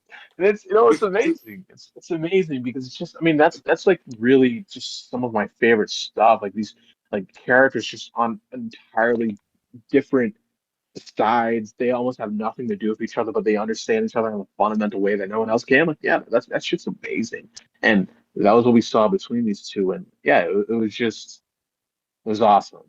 It really did feel like the season was leading up to it in some way. It was quietly leading up to it. Like they really just went in opposite ways without even saying it. So I don't know. It was great. I think if there's anything else I could say, yeah, I just I don't know.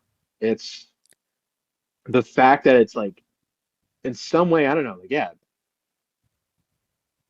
it's almost like I'm not going to say like Anderson's crying out for help. I think there's like that feeling of him crying out for attention for going after Anne. Like there's just something that I think like besides Marcy, I feel like yeah, she was yeah. Besides Marcy, she was yeah, she was the only other cast member to leave a big impression on Andreas. Like everyone else was just more or less forgettable. But and there was something about her having this great amount of like just honestly not just whooping his ass. Like she whooped his ass. Like he was clear, he was salty. Like this man, he was salty about that. He was salty about that. But yeah, I think like yeah, I don't know. It's a spectacular fight. It's one of my favorite moments or just scenes from the whole show, and yeah, I love it. Like, thank you, Dick. Well Because said. yeah, it's uh, like what I want to add on was I know you mentioned it's personal for Anne and Andrews, but I feel like what I like so much about this rivalry, if you want to call it that, or like them being foils, like I think it's very personal to like Anne and Andrews, it's very personal to themselves, but I never really saw them as like them kind of being like I never saw them as like looking at the other's actions as like they never took it personally, if that makes sense. Like it was maybe it's because of the media I've consumed where I'm so used to the hero and the villain having like a very like personal connection to one another. Like where the villain or the hero kind of like calls out to the other one to kind of like join them or understand them. But here with Anne and Andrews, it never really felt that way. It just felt like there were two individuals so like deeply rooted in their beliefs, kind of like finally like having their final duel. And just because of their own separate experiences, how like I feel like the audience can understand like the kind of like the parallels, the foils, and whatever. When Anne is the one who starts kind of like reaching out to Andreas, not in like a I don't want to say like heroic or evil way, like just like when Anne tells Andreas that she understands him, I just love how I love how Andreas like how angry Andreas is of how he knows Anne's right, if that makes sense. Yeah, I know exactly Yeah, what you mean. Because like I think yeah. with like what's great is that like as Anne is growing as a person, she's becoming a bit more self-reflective of her arc and her flaws as a person. And like I love that. Like as Anne grows, she starts to understand Andreas more. As she understands her flaws, she understands Andreas's flaws too. So it's a great way of having Anne's growth like allow like Anne to be like to call out Andreas's bullshit. Like, it's great. Like, she knows she knows who she's talking to. You know what I mean? That dark mirror. And like, I don't know, that's a cool thing because like I think each of the girls have that. Like Sasha like figures it out with like Darcy, right? Like, oh, you're trying to manipulate me, whatever, blah blah blah. Or like Marcy understands the core's like fear of being irrelevant or um like being like forgotten, stuff like that. Like as the girls grow as people, they're kind of learning their foils more. So I love how that's used for Anne v. Andrea. I think it's like I think it's done very well. And like I love how much respect Andreas has of Anne. That's so cool at the start of the fight. Like the way like Andreas admits, like, yo, I underestimated you. You are like what did he say? And like it could have Like been super, yeah, like when you first walked into my throne room, I saw like a disheveled girl with leaves in her hair and one shoe.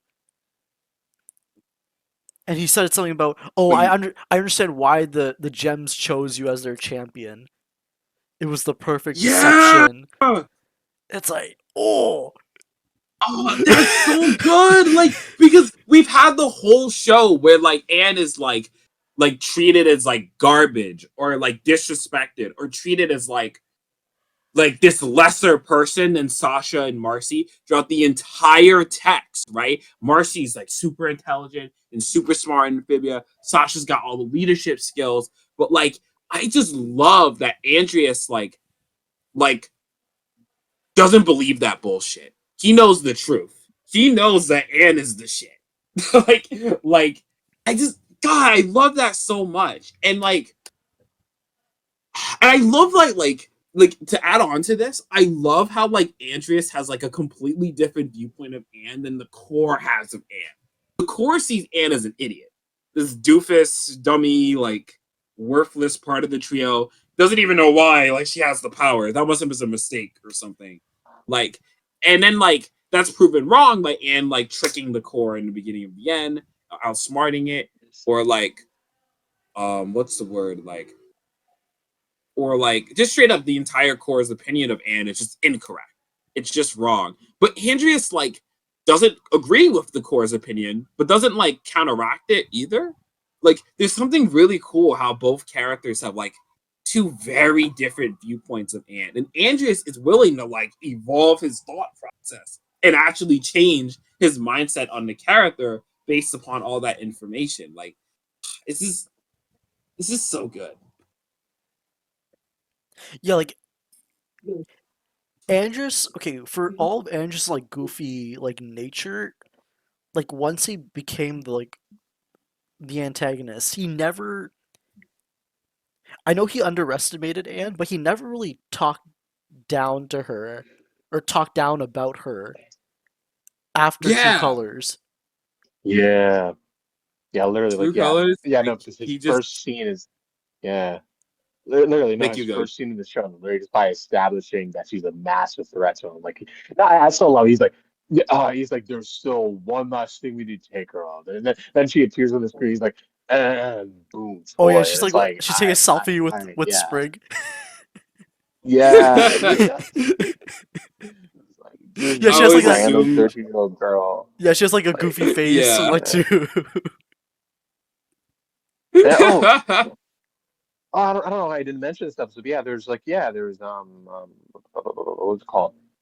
So it's a Christmas. How many? It's foggy FLX. little Christmas. Yeah, that was. Yeah, that definitely built up some salt in him, right? Just like losing so pathetically. I mean, it did. I mean, okay, random tidbit, but I loved all the memes that came out of him freaking out after losing. It was like, what was that? And he throws his controller on the ground and he smashes it to bits. Like, dude, all the memes based off that was a little so funny. That was so fucking funny. But yeah, man, it's I don't know. Yeah, it really is. Like I want to say it's subtle, but I think it's like I feel like I do love the fact that the season doesn't make like a huge deal out of it. Like but they are building up something between them. Like they might not be like they might not be staring into the horizon going like, and but it's like, with all the things they're dealing with, like they just don't have the time to do that. But like, yeah, there's definitely something personal. Like it's not about. I think it's not. I feel like you're right. It's not about like what they're each other are doing. Really, like these two, they aren't even like what they have like two. Like, they had True Colors, then they had Foglow Curses. Those are like the most direct conflicts between them before all in. Like that was all they had. So I think it's just the fact Yeah, that it's like it's all the stuff they're going through without each other being there. And then when it's like, okay, when they're back with each other, it's like, oh my God, this guy, this girl, like they just get on my fucking nerves. You know what I mean? That's when it's like, oh, okay, I feel like, yeah, you're absolutely right, though. Yeah, Like, we gotta move on just so we finish this on time. yeah, yeah, I know there's the planner stuff with Leaf. Like, we've already talked about it like in depth. yeah, And versus Wild is like the beginning of all that. Shout out to that episode. But I'll let Impact kind of like go into like the Sasha and Darcy stuff because I know you've mentioned in past recordings about like the parallels between them. yeah. I Yeah. think like, oh man, this was something I had to think about for a while. Cause, all right, I think Envy Andreas is the better fight. I think Andreas is just a more developed character than the core. I think Anne is just a more like I love Sasha, but like Anne has way more like episodes in the show and has significantly more setup for this fight than Sasha has for Darcy, right? So like I think Anne v Andreas is the better fight, but I I always felt like Sasha v Darcy is significantly more of like a major like character growth beat for Sasha than it is for Anne, like in that fight. And what I mean by that is like, all right, there's a lot of elements to keep in play here. So like number one, like as we've been talking about this, like Anne, we've been saying like, oh, Anne and Andreas are foils, right? Like every episode we've seen them in, we've seen their like dynamic with the core. But one thing like they keep in mind is that like the core is also foiling Sasha.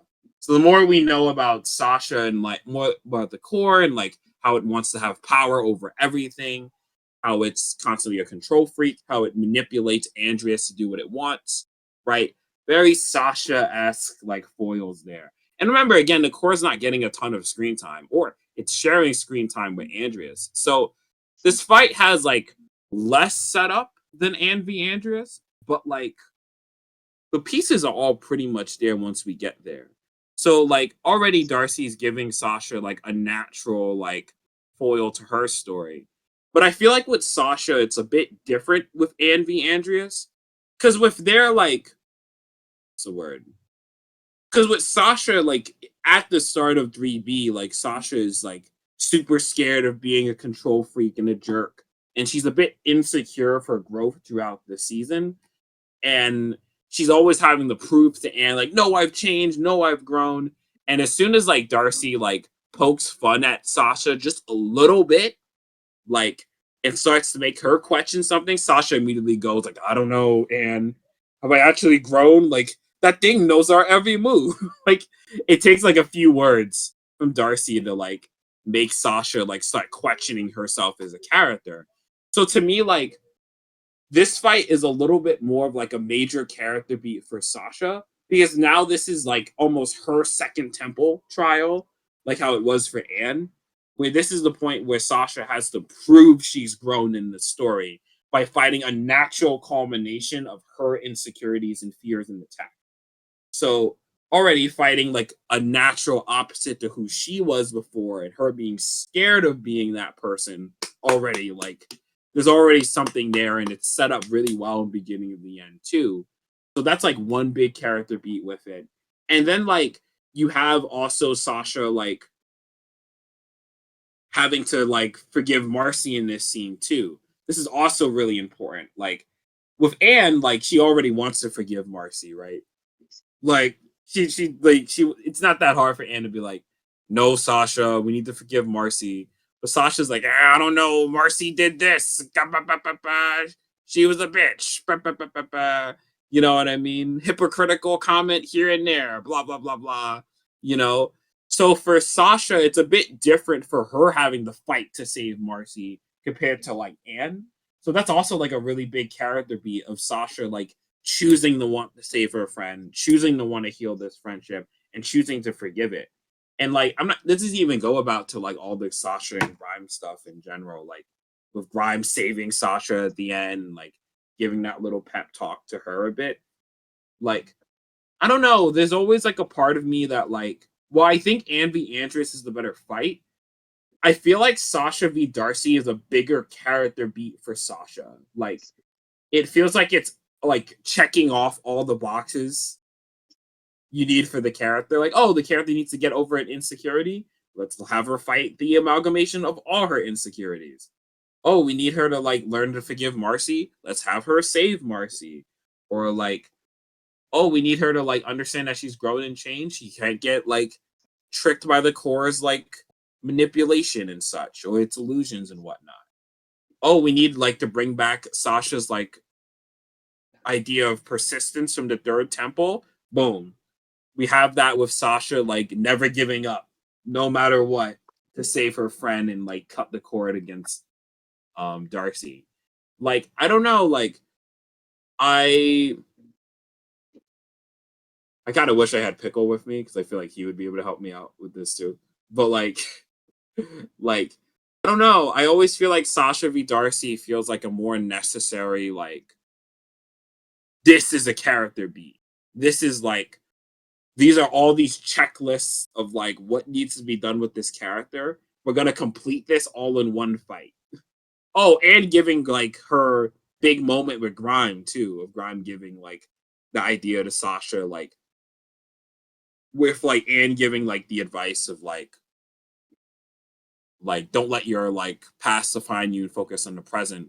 But like Grime is kind of telling Sasha to like not ignore your past, but embrace it, but still keep moving forward. I like that lesson too. I like that like Anne and Grime kind of complete Sasha's story by giving her like the advice she needs at the time. They almost like Anne and Grime almost complete like Sasha's arc, if that makes sense, like the way they do it. And like even the small stuff of like how Sasha like keeps Anne in her heart throughout the fight. She's listening to her words of encouragement to keep persisting and keep fighting on for Marcy. Like that shit's so cool. Like that's a great way of bringing like the speech from Turning Point into the fight in All In. Like I don't know, that aspect of Sasha was really cool. So I don't know, like the more I think about like Sasha v Darcy, the more I like it, and that's why I will never ever agree with you that Darcy was a waste. I think that's bullshit. I think it's just complete cap. I'm sorry. Like you can't have a fight that completes like 12 things for a character is a natural like culmination of the entire character's arc and piece and tell me Darcy was a waste. I'm sorry. I can't agree with you. So like yeah, and you know what, even like just ramble a little bit. Like I do think like it's interesting that the characters like that even Darcy gets to be another foil to Sasha outside of her like power and control, but also like a character who ultimately can't let go of the past. The core is trying to maintain a toxic, fucked up status quo from a old, forgotten age for all of eternity.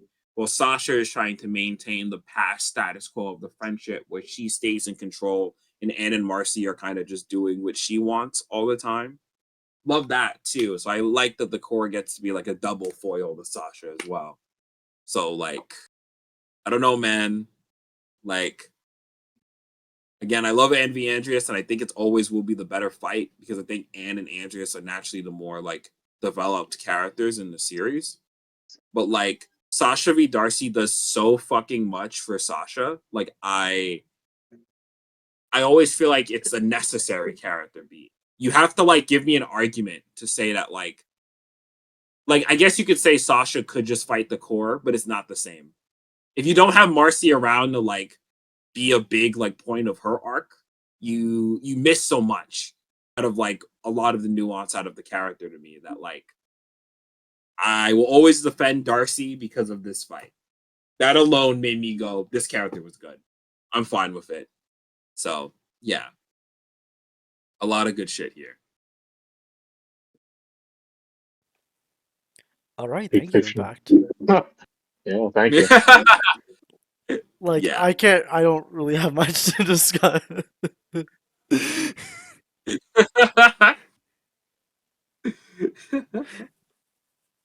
But no, just I know because you've Impact's kind of like mentioned this to us like in past recordings, so it was nice to hear it all like at once here.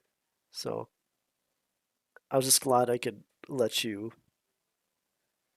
work Let your me gush. magic. Uh, Oh, also, just one other thing. I love that the Korra loses by trying to take power over Andreas. Love the poetic justice of that shit. Like, I love that, like, the core chooses to like not like let Andreas just give up, but like tries to take power over him and like force him to follow its wants and desires. That like it inadvertently like let Sasha cut the cord. That was good shit too. Like I know a lot of people wanted it to be like Marcy to be the one to like distract the core or something, and like that's fine. That makes perfect sense. But I don't know. I just love like the core like fucking itself over like that. Like it didn't have to do that. It could have killed Sasha and like still beaten like and won the day. Anne was already down for the count. Like Sasha was down. It didn't have to take power over like over over Andreas, but like it saw him being like a bitch and it was like, nope, not having that. Like get back in line, boy. Like I I don't know, like that's some good ass poetic justice that like Sasha like Darcy Sasha beats like a control freak because they were trying to take power over something they shouldn't have. And like I think you can make that work with Marcy too. You know what I mean? Like there's still definitely like a way to make that work where like maybe like the possession makes like Darcy like start malfunctioning a little bit or something, and then Sasha cuts the cord. Totally, I think that's like 100% valid like thing you could have did, and I think it would have worked. Though I always feel like it does make Envy Andreas a little weird. I don't know how that fight would end. Like, but yeah, I don't know. There's some great poetic justice there with how they ended off. So once again, like I'm not even like a big like Darcy stan, but I'm like I can't say in good faith that like Darcy was a waste of time. That's horseshit. So yeah. all right, thank you, Impact.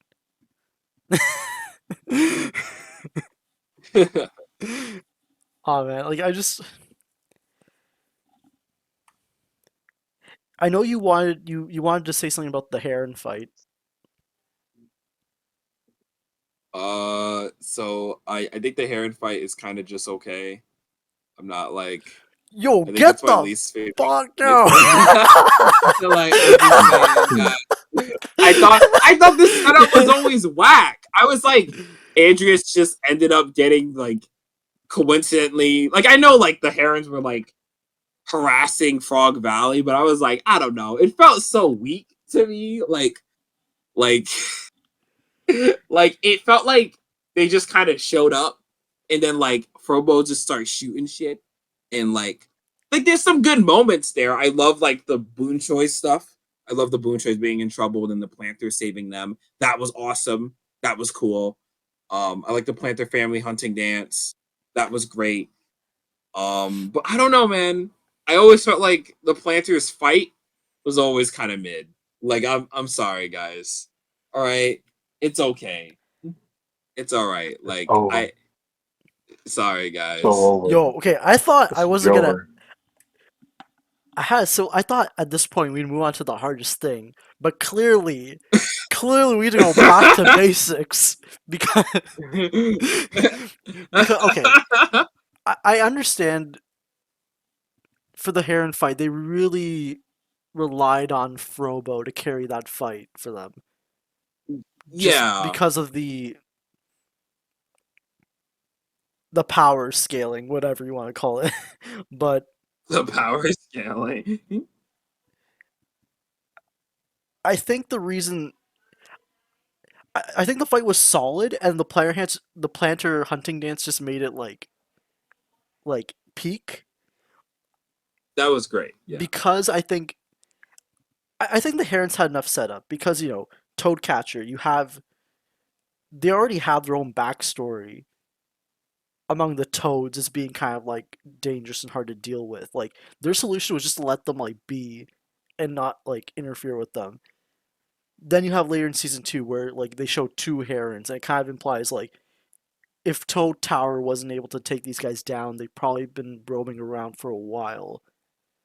And then you also have all Yeah. the mind control stuff. Andrews is taking like, all like the larger, more dangerous animals under his control as part of the army. So I feel like all of that worked. See, like I agree with you to a certain extent. I guess just my thing was like I don't know. It always felt like I didn't have much to say about it once it was over. Like I could write a whole thing about like Anne v. Andreas, like Sasha v. Darcy, Marcy in the Mindscape. But like I just never could be like every single time I tried to write about the planter stuff, I was like that was good. That was okay, I guess. All right. All right, now let's get to the other stuff now. That's how I felt. I'm sorry guys. Like sorry, like No, it's I had alright. to say it. It's I think just it's Yeah, I think it's fair. Yeah, no, no, it's not fair. it's. I just think no, I do think the planners have had until Anne showed up very little agency in their lives with especially with all the Leaf history stuff. Like they have a legacy that they never really asked for, and they've dealt with kind of like tragedy that they never really knew was there in terms of all like the Leaf stuff as well, and then like in terms of how their whole lives were kind of like built on the failures of the past, and then they sort of have to like live their lives kind of like as like outsiders, and then for an outsider like Anne to come in with a very deep history with their own past, kind of like giving them a chance or giving them a chance to kind of like get out of the bottom of society, and them never needing kind of like they never needed the box's lore to kind of like make them larger than life characters. Like their history with the box and then their own history with their town and Anne are very they're all connected, but it doesn't really define them. And I think that's why I like a lot about them. And then this Heron fight is very personal. It's not like them winning doesn't like whether they win this fight doesn't really like change the outcome of the battle. I yeah, mean, that's sure, true. sure, like yeah, they take down like whatever infantry is there, but I Well, think like I think they mentioned that the Herons were kind of like a nuisance to like the people on the ground, like the actual civilians. I think that's why I liked. I'm kind of happy that's where they're like positioned because that's kind of like what they're known for. Like Anne and the sorry, I shouldn't say and the planners. I should just say the planners because and is part of them. Like their initial plan was just be part of crowd. They should just be part of like crowd control because they're like the most like people oriented of that group. And then when you have like these like larger threats sort of like coming down on them, they're just like they it's very natural for them to kind of like punch above their weight. Like Okay. like I wouldn't see Sasha being Sasha's not someone who should be like kind of like helping out the civilians. Like she's usually like her character and her group were very suited for like a stealth op. And in Yeah. the planners were more like it was very fitting for them to be like let's make sure everyone on the ground is okay because that's the kind of people they are. And then when the larger threats start coming out, when the big guns start coming out, they're not crowd control. They're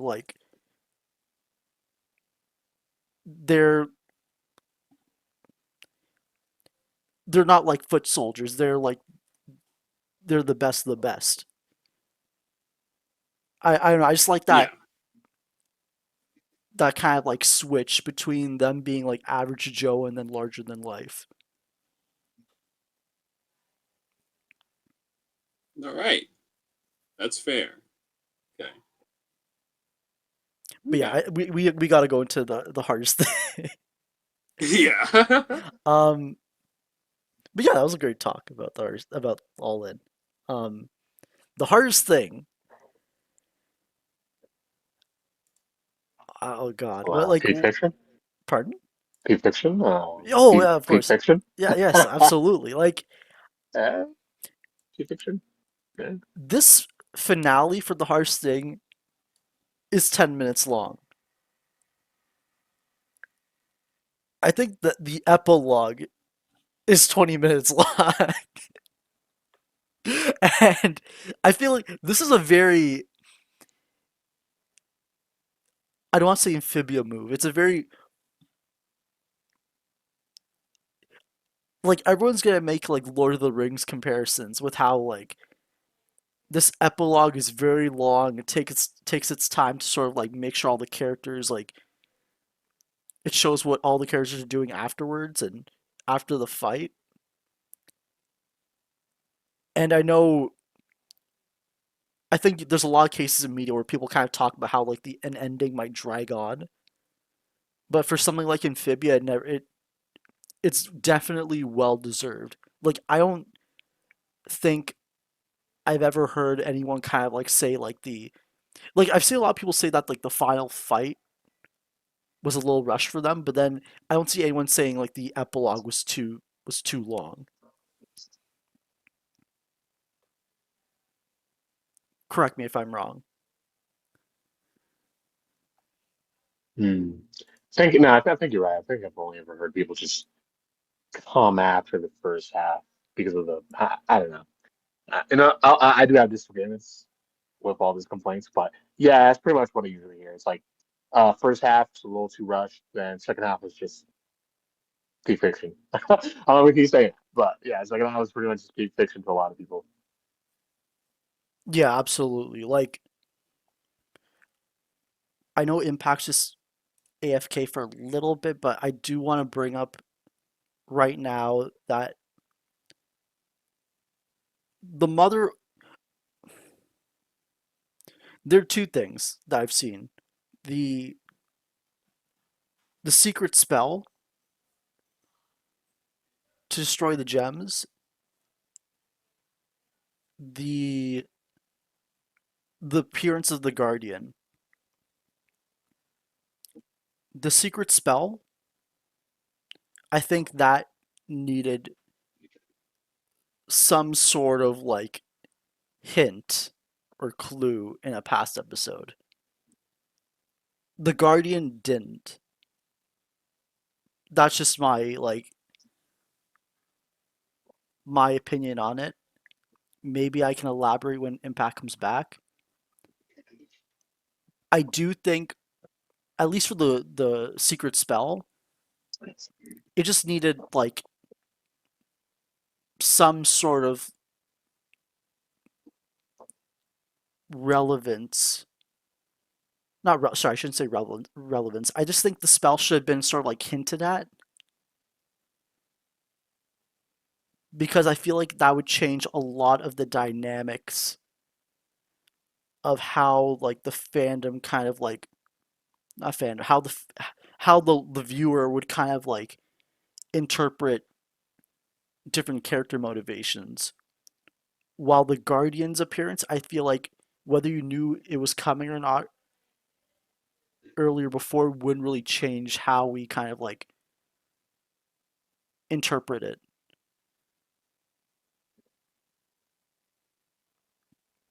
Because like if we knew Mhm. about the Guardian earlier on, I feel like all the speculation would be kind of like surface level about, oh, there's a god in Amphibia, or there's a god of the multiverse. I I can't really come up with like a very like a deep way for people to kind of like discuss that. While if we knew about like the secret spell earlier, if it was hinted at, I feel like that would be a lot more interesting for people to kind of like understand what kind of choices Anne would make later on in the series. And it would speak more about the nature of the gems.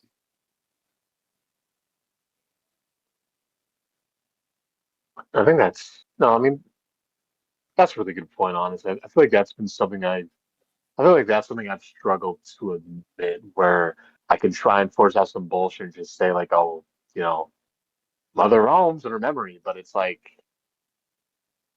we're just like, yeah, but it's not like the strongest example. I feel like yeah, I feel like yeah, it's definitely something Amphibia could have changed up on, just actually foreshadowing that specific piece of knowledge there. But yeah, I'm still holding the line with like the presence of the Guardian. Like I still love how they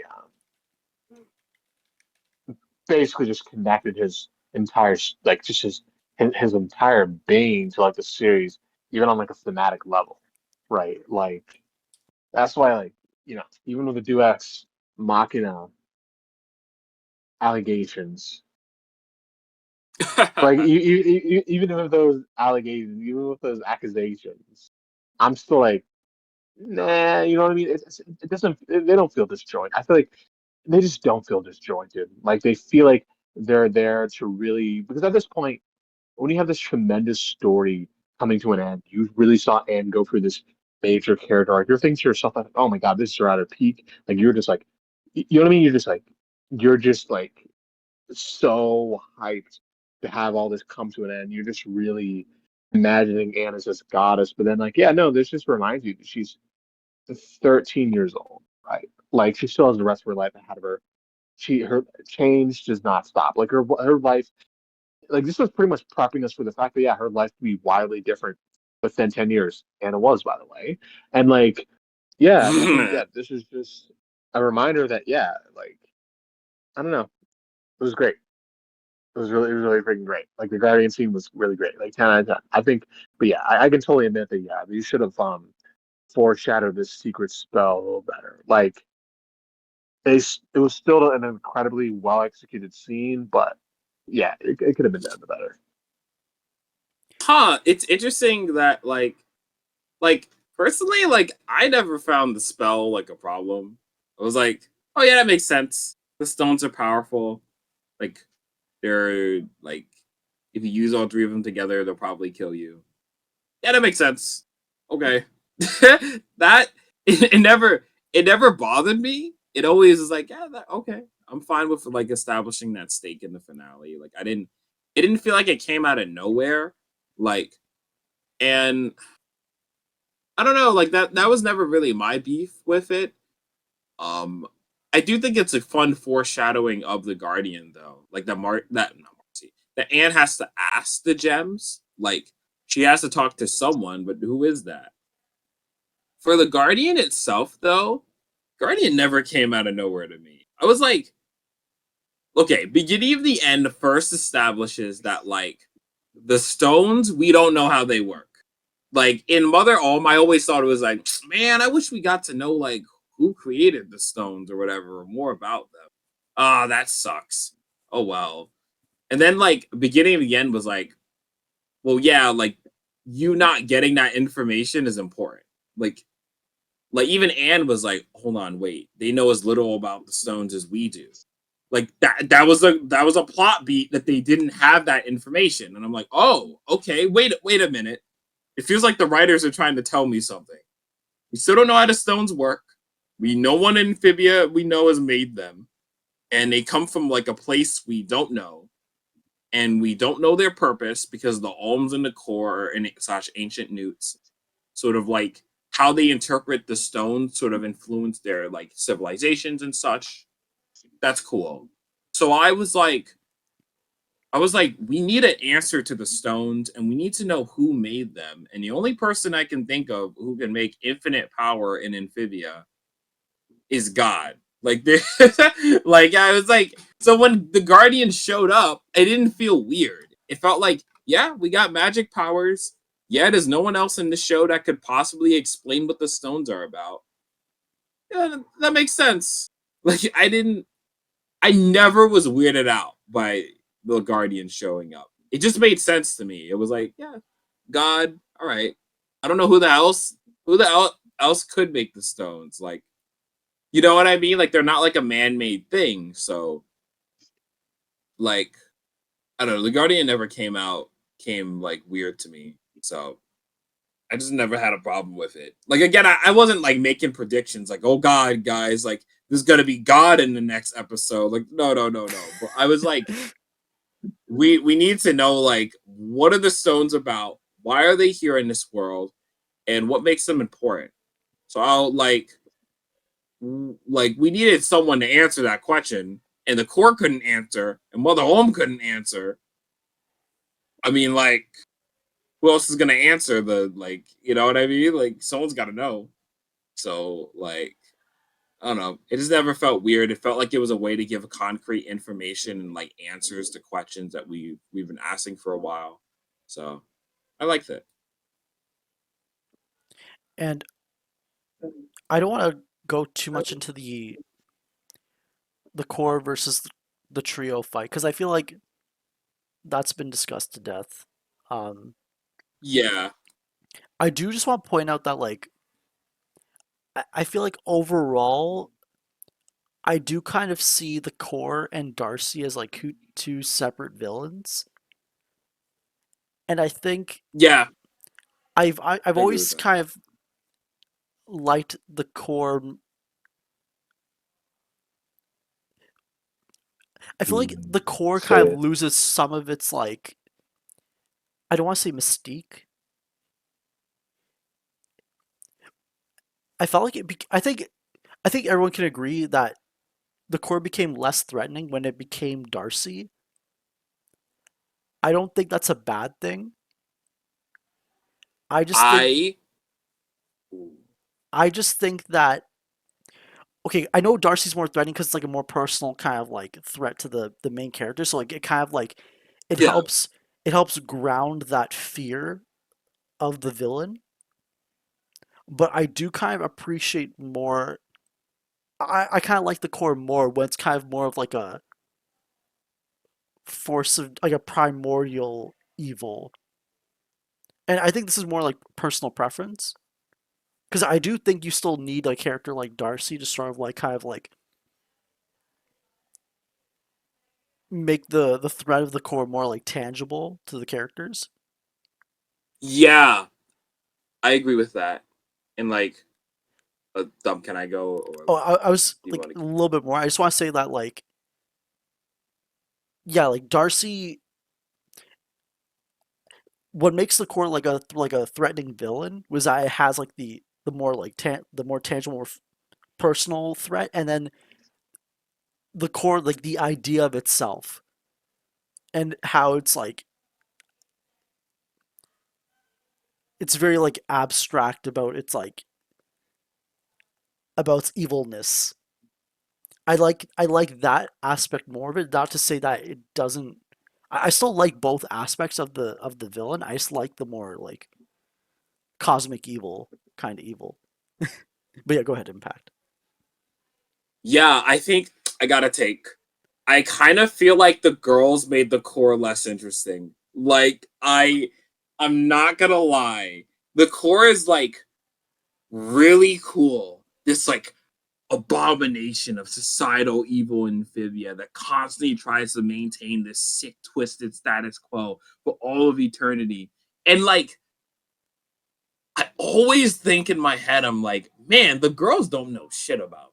I don't know anything about this. Like, they don't know anything about what the core is about or anything. Like, and it was like, man, like imagine like I always wanted to know what do Olivia and Yuna think about the core? Like after like Marcy's possession, like what do they think about it now after Andrews was talking about it? How does like Grime think about the core after everything and learning more about it?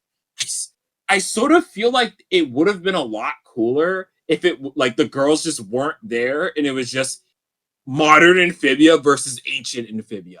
Like legit, you can make a whole show about that. Like, and it would work. Like, make it AU without the girls. Boom. You could make Andreas and the Core still work as villains perfectly, and it would be like I'd be totally down with it. Like having Amphibia's fat past fight its present, like, oh my god. Like so good. Like yeah, you have to get a little bit more political with Amphibia a bit, but like I don't know, man. Like being like this amalgamation of societal evil and like it has to almost be scaled down to fit to conflict with the girls' friendship. But like I don't know. I always am like I don't think you I always need. feel like oh dumb Oh, you. sorry to interrupt. I just want to say, like, I don't think you need an AU to kind of like show that conflict. Where like, I feel like you could probably mine an interesting like the timeline between Newtopia shutting down all of its like ancient technology because the box was lost. I feel like the shift in like how society reacts to that shift would be like a good setting to have that kind of conflict in a not an AU but like a fanfic. Yeah, yeah. I think also with that too, like I also just like I don't know. I always just think about that like all the time. Like just like this it's so cool in Three Armies that like modern amphibia chooses to not let its past define its present. They choose to fight against its like dark past and not let this 900 years of like racism and like a fucked up like caste system stop them from working together against a greater evil and fight for the greater good.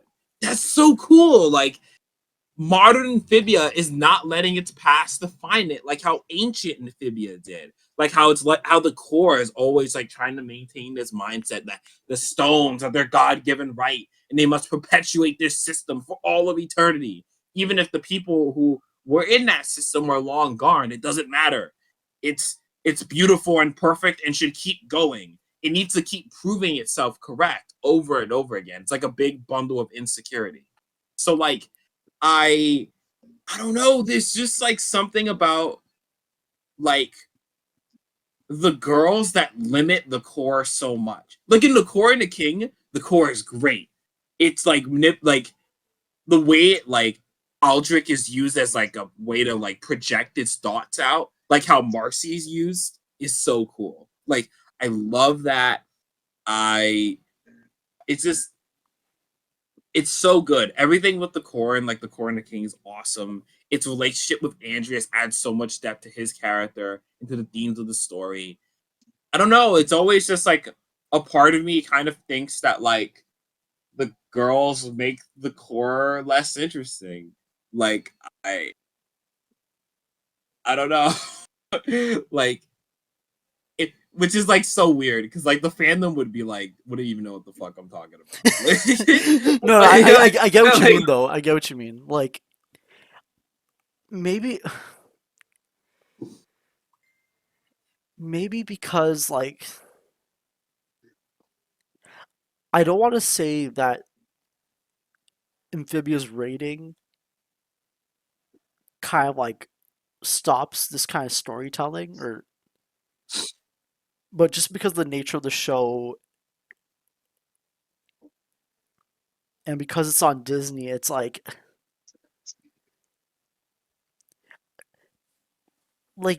yeah, I agree with Impact a little bit.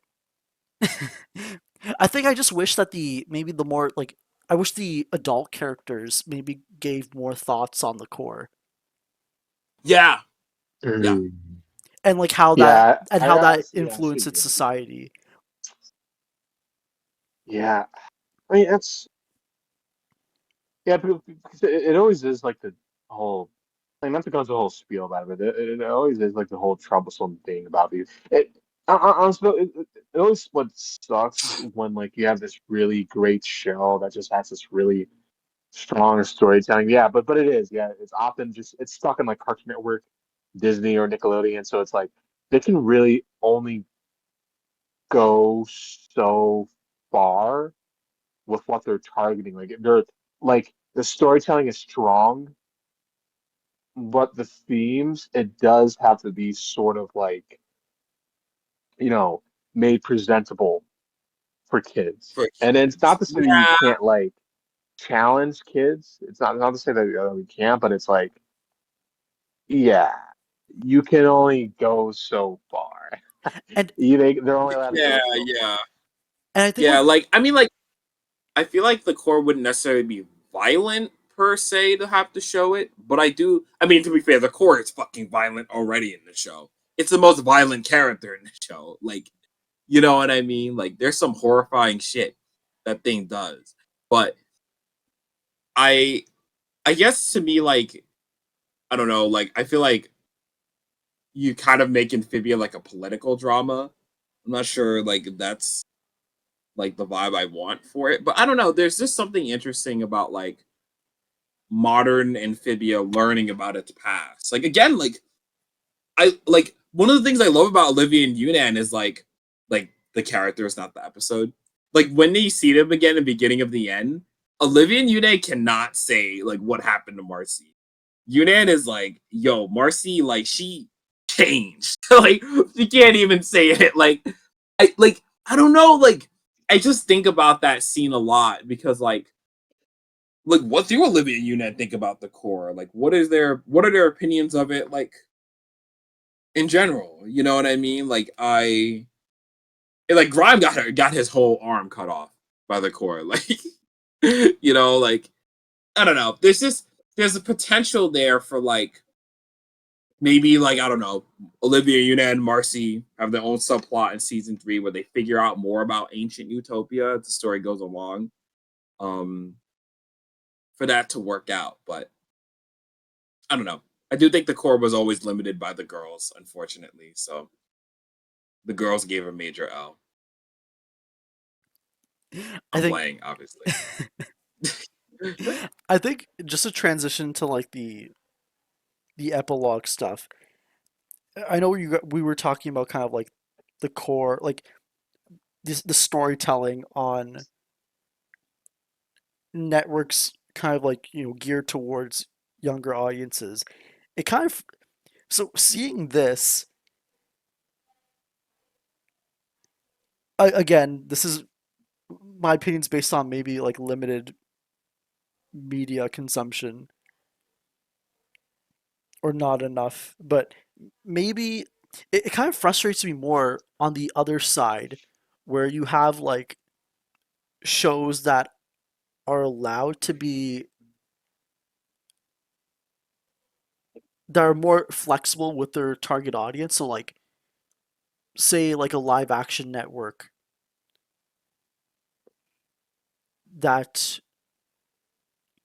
they're allowed to like kind of like gear towards like 20-year-olds or whatever, like an older audience. And they don't have that kind of like barrier that uh children shows have. And then they choose not to do it. And they choose not to like have the audience kind of like because with children's storytelling, it's like I feel like there's like a more of like a sincerity in the message you're trying to tell the audience. While in like an older for older audiences, shows feel like they want everything to be extra subtle and extra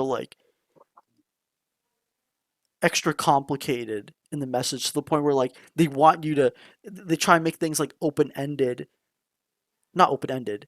Um, they Ambiguous. yeah they make their characters' motivations ambiguous, and they when it's kind of more just like weak storytelling. Hmm. Wait, I'm a little confused. So like, I feel like live action shows, so because they're more adult, they're kind of more lazy in telling the story. I know what you mean. Okay. Huh. Okay. Yeah, actually, I can see. Yeah, I can sort of. Yeah, because I think it really just depends on like the like the playing field. Because I feel like see what you're saying. Yeah, because I feel like with a kids show, it's like if you're working on a kids show and you're an adult, you want to make this you want to make this like not a miserable experience for yourself. Like, you want to find some way you can actually find it entertaining. So like, yeah, I feel like yeah, you will try to push for like just stronger storytelling, just so you don't have to get bored off this thing. I So I feel like that makes sense. I know if I like, but also just it's a very like situation by situation thing. I feel like you're about to say that it's like it just yeah. depends. But yeah. Yeah, for sure. It just depends. Yeah. I was gonna mention that because I was like, I'm not super sure I agree on that. Like, I feel like that's a little broad. Yeah, Like, it's definitely I like a guess, broad stroke. Yeah, but yeah. because like, do you guys ever have Um. a feeling where you look at like a show geared for like older audiences and think like, like Amphibia did this better, like what? And their and their budget is two sticks and a rock. Like,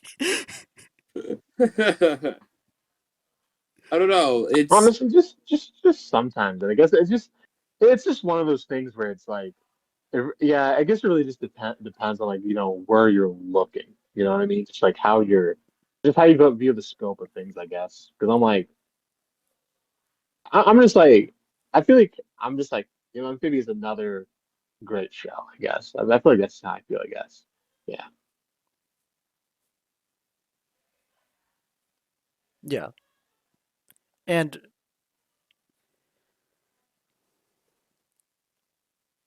I don't know what to add about the ending of Amphibia without like oh, having a I got breakdown. one thing.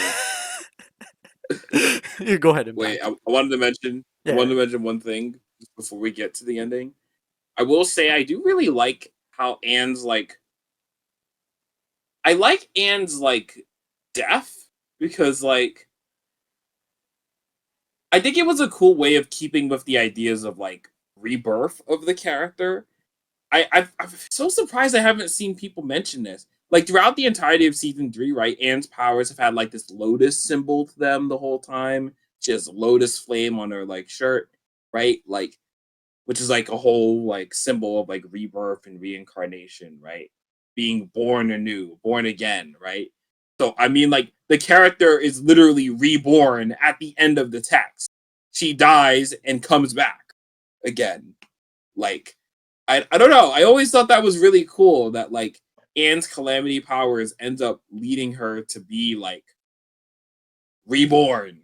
And like her blue powers were like always like that aspect of the character throughout the story to represent that. So I don't know. That was really cool. I'm surprised I've never seen anyone mention that. Like I've seen people act like that's like not important to the character's like story, and I'm like, no, like the themes of rebirth have been a whole thing throughout season 3. Like even the other girls get that too, with like Sasha turning into a resistance leader, Marcy being turned into Darcy. Like they're all like changing throughout the story to these new different forms. So I just think it was interesting for Anne to like her like narrative theme and idea with all the lotus symbols and stuff like gets to come back in a clever way. I like that. That was cool. I'm kind of surprised even as a fan that we didn't not predict it, but like I've never seen anyone mention that. I always thought that was a cool way of bringing the character's arc back. Oh, people made a lot of jokes about Anne dying because like season one, Sasha had like the near death experience. Then Yeah. season two, same with Marcy. Then there were a lot of jokes about how, like, oh, you're next, Anne, with like the line Yeah, from Marcy to yeah. the Gates. But then it literally happened. Yeah. I think more so what I meant was like I've never seen anyone connect that narrative dot together. Yeah. Like throughout the piece. That I've just never seen it. Like even I like when like analyzing Anne's powers, I somehow completely forgot to mention that whole scene because it was like, yeah, I know that is an entire theme of rebirth coming back into the story. I always thought that was cool. That's it. Okay. Yeah, like I think that sums up the Anne death stuff well. Like I think that's I never really heard about the reborn death stuff, so it was nice to hear that from you, Impact. Um,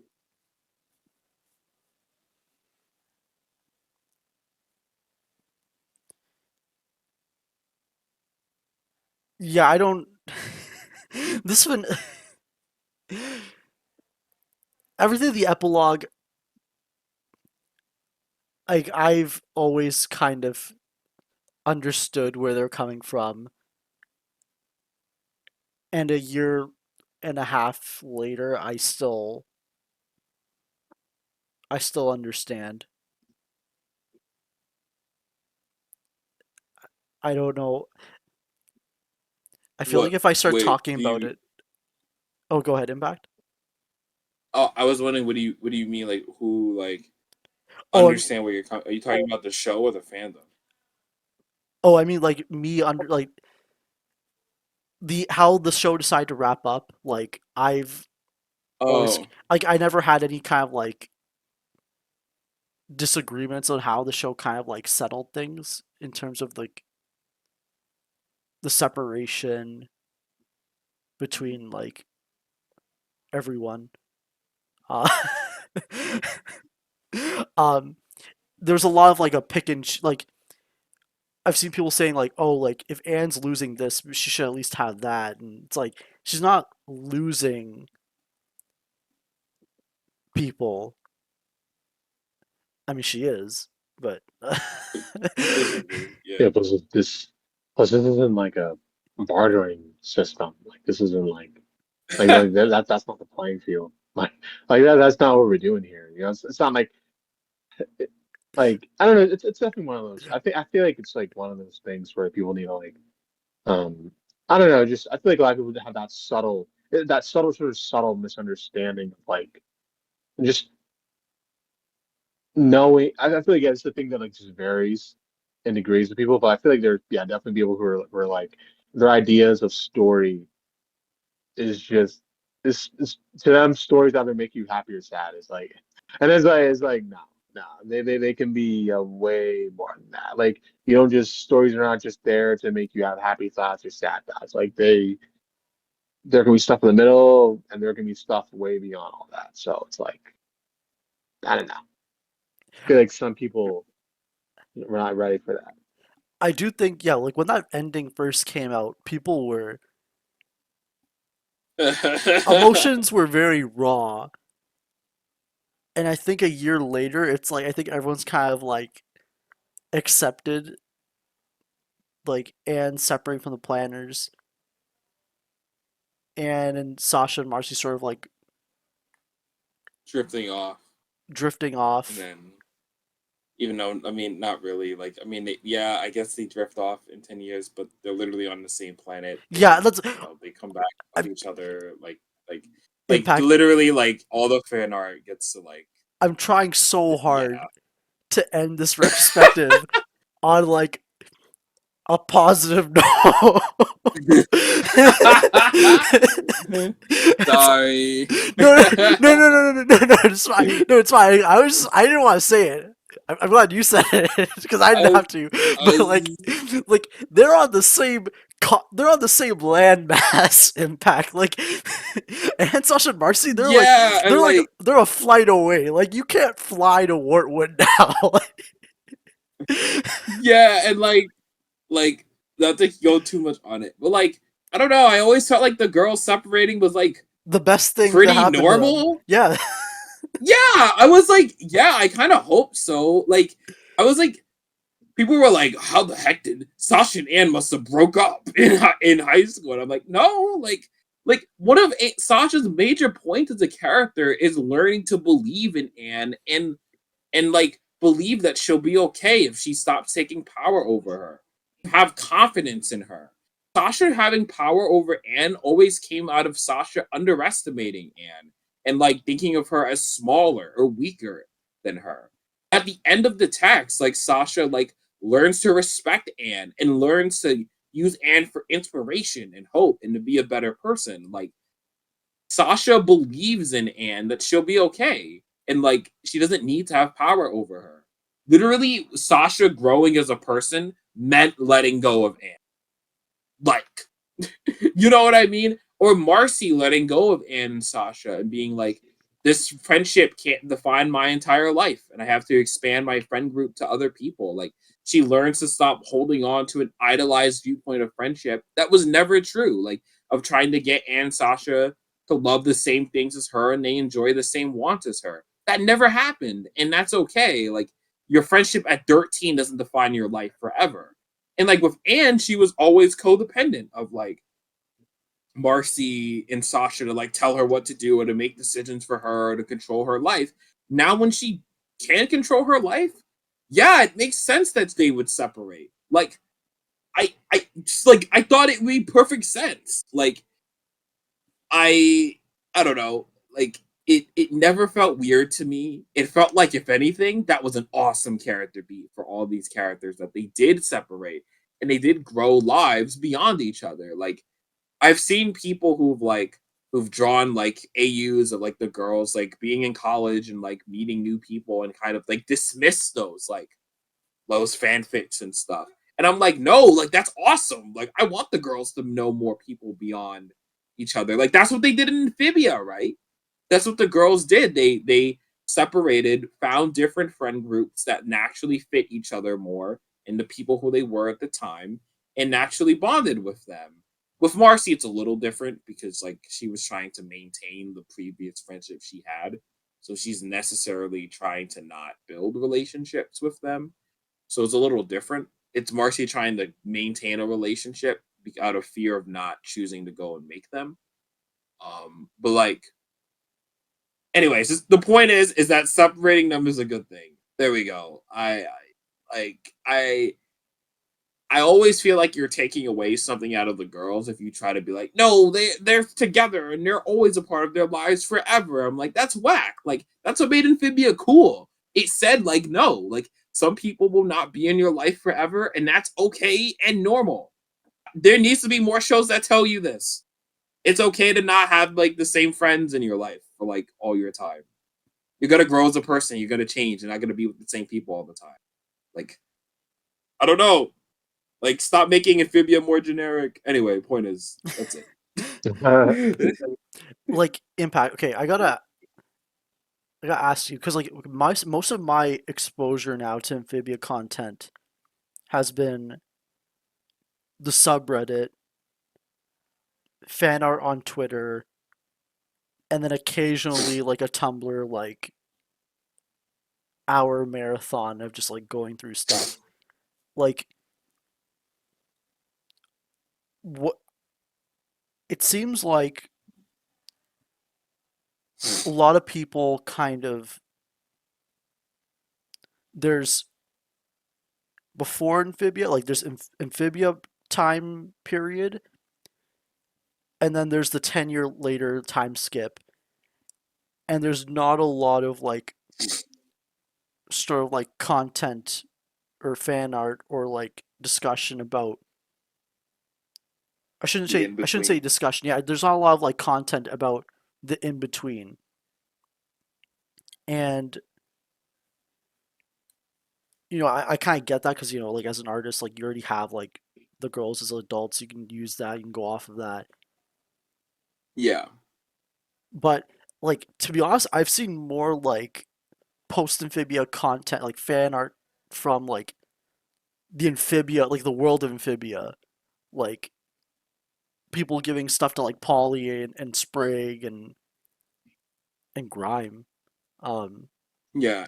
Andrews too. and Andrews too. Yeah, especially Andrews. Like, there's a lot of like people like making content about like what happened after Amphibia. There's not a lot of people making fan art about the trio after Amphibia, unless it's 10 years later when they're back together. And just like, I guess I can't really argue about because I'm not like a content creator. Like sorry, I'm not like a fan artist. I mean, Yeah, yeah. it'd be kind of interesting, like if we just like had like a recording just to talk about like the girls, like I don't know, we could. It'd be less about analysis, more of us like fan can't like what do you call it? Fandom discussion. Yeah, not fandom discussion, just like us kind of like coming up with our own ideas of what the girls are like after Amphibia before the time skip. Like, what do you call that? Just like fan fiction, except we're not writing That anything that down. is that is fan fiction. I mean, Yeah, like you're brainstorming yeah, essentially. brainstorming Like, fan fiction. Yeah, I wouldn't mind doing something like that. But like, I'm just surprised. Like, that was such a big message of the show, and it's like it's not really. I Oh, go ahead. You I kind of know think what I mean. I yeah, I think so. What I've noticed is that like the only times this is talked about is like Sasha and breakup. They must have broke up in high school. Like like it was like some dramatic like like breakup somehow. Like I don't know why Sasha and him would hate each other. You have to like make up conflict for them to leave, like instead of just naturally people come and go in your life and that's okay. Like but like yeah, I agree. You don't see too much of that, and I think like to be fair, I think that's because usually, and I want to like preference this. I'm not trying to like curate fandom content. You know what I mean? You make what you want. I like that like the fandom focuses mostly on the girls. I'm totally cool with that. But like I always think it's because in a way it kind of ignores that reality of the show. It tries to like I don't want to say it like like I feel like in a way like you can't really ship the girls if they're not with each other. There we go.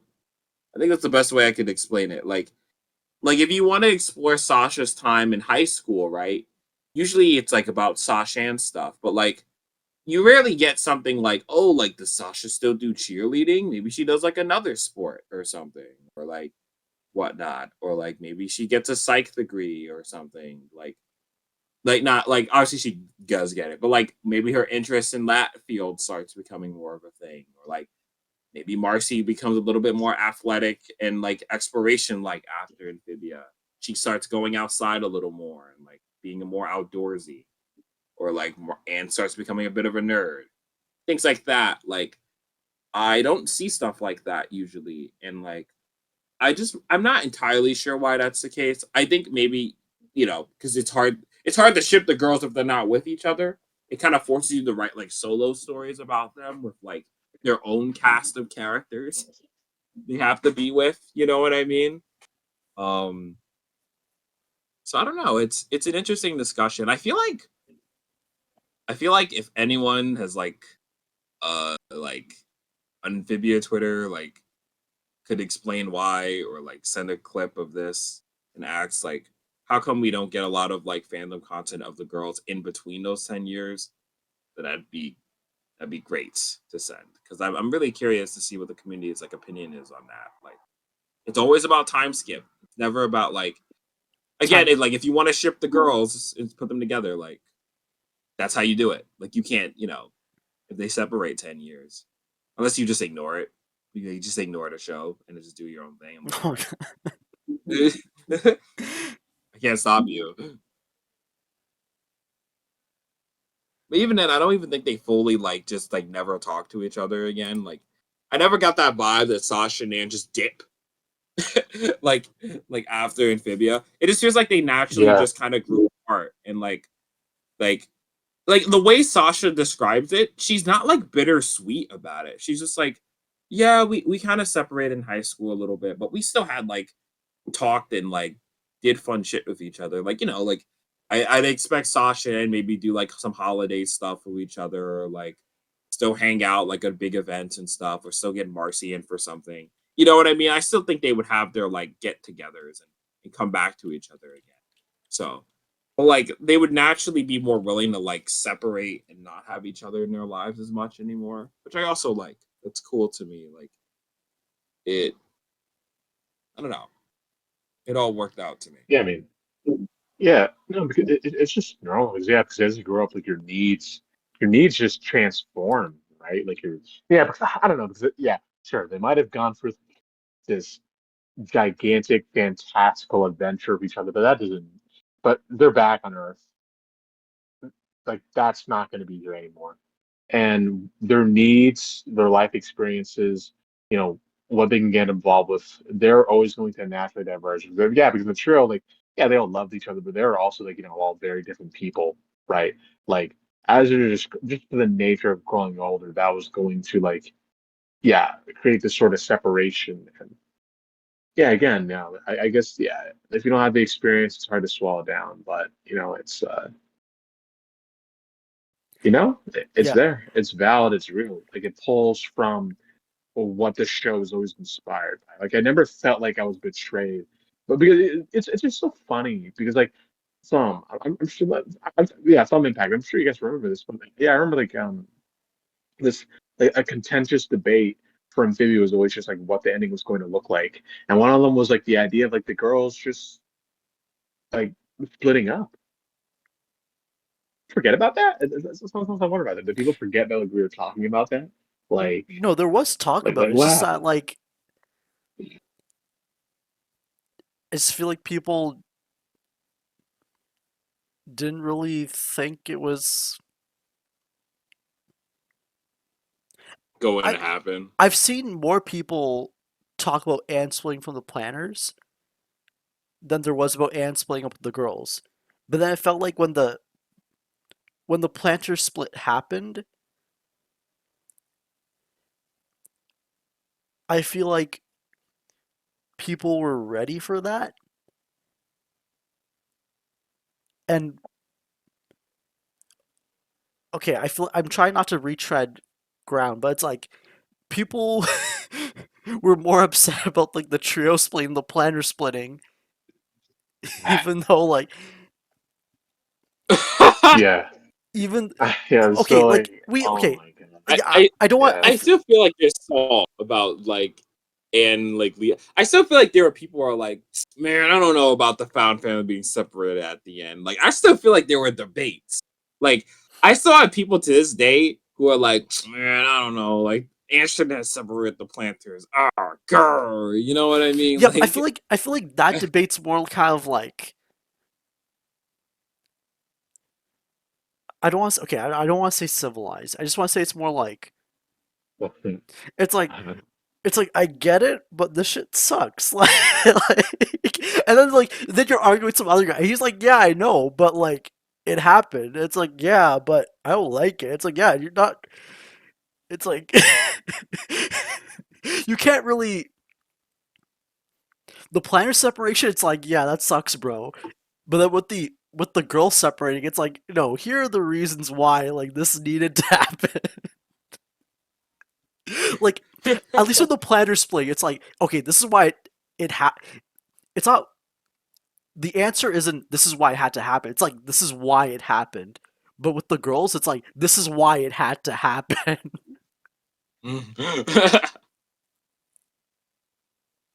I still feel like with the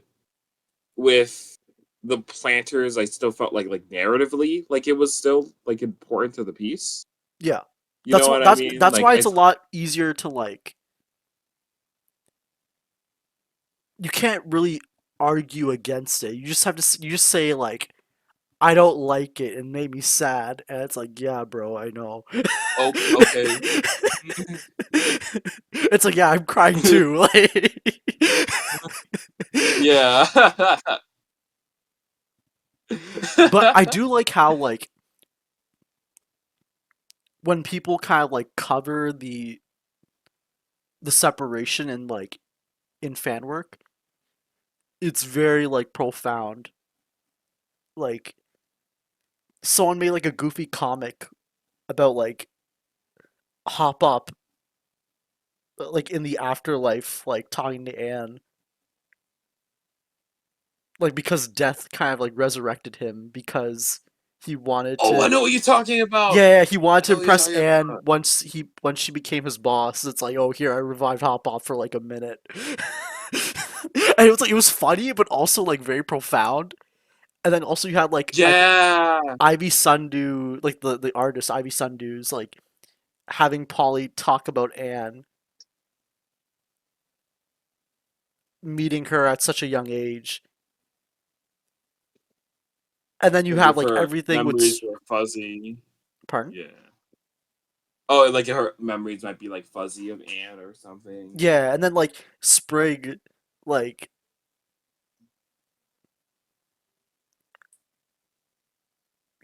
Sprig just like thinking about Anne. Like actually, I see more Anne kind of thinking about Sprig than Sprig thinking about Anne. But when I do see it, like it's more of like it's not really words. It's more like fan art of like Sprig just like kind of like reminiscing about Anne, and that's what kind of what makes it feel like that's what hits hard about it. But then with like the girls, like understandably because like Anne and the planners have like the more like the deepest relationship, so all of their like fan art's gonna be very profound. While like Sasha and stuff, it's like, oh, this cat looks like Grime. I'm gonna name him Grime. Like, and I don't think I've ever seen. I don't think I've ever seen fan art about like Marcy thinking about Olivia and Yunnan. But like, it's kind of. Or I mean, Joe Sparrow, like or Joe either Sparrow. Yeah. I don't know, I always had headcanon Marcy had like a parrot or something. Like she like got Oh, I did see like fan that art was about like that. yeah, I think even Matt said it, oh Marcy might get a parrot or something, like that'd be cool. Like or like I don't mind Marcy. You know what? I'd like to think Marcy like you got to keep in mind, like Marcy does talk about her, like about Amphibia, drew her writing in her like story. That's something to keep in mind, like Yeah, for that sure. she is using her like experience from Amphibia to like something good. Which I'm not gonna lie, I always thought at first like Marcy would be like, oh, like when what's the word, like when Mother Olm was like, hey guys, do you guys want to like mess up your chance of like be able to go back home? I thought because of all the shit Marcy went through, she would have been like, "Oh hell no, we gotta leave now." Like, I not want to do this. And then like with Amphibia, like it would be like the same thing, which she wouldn't want to do fancy and stuff.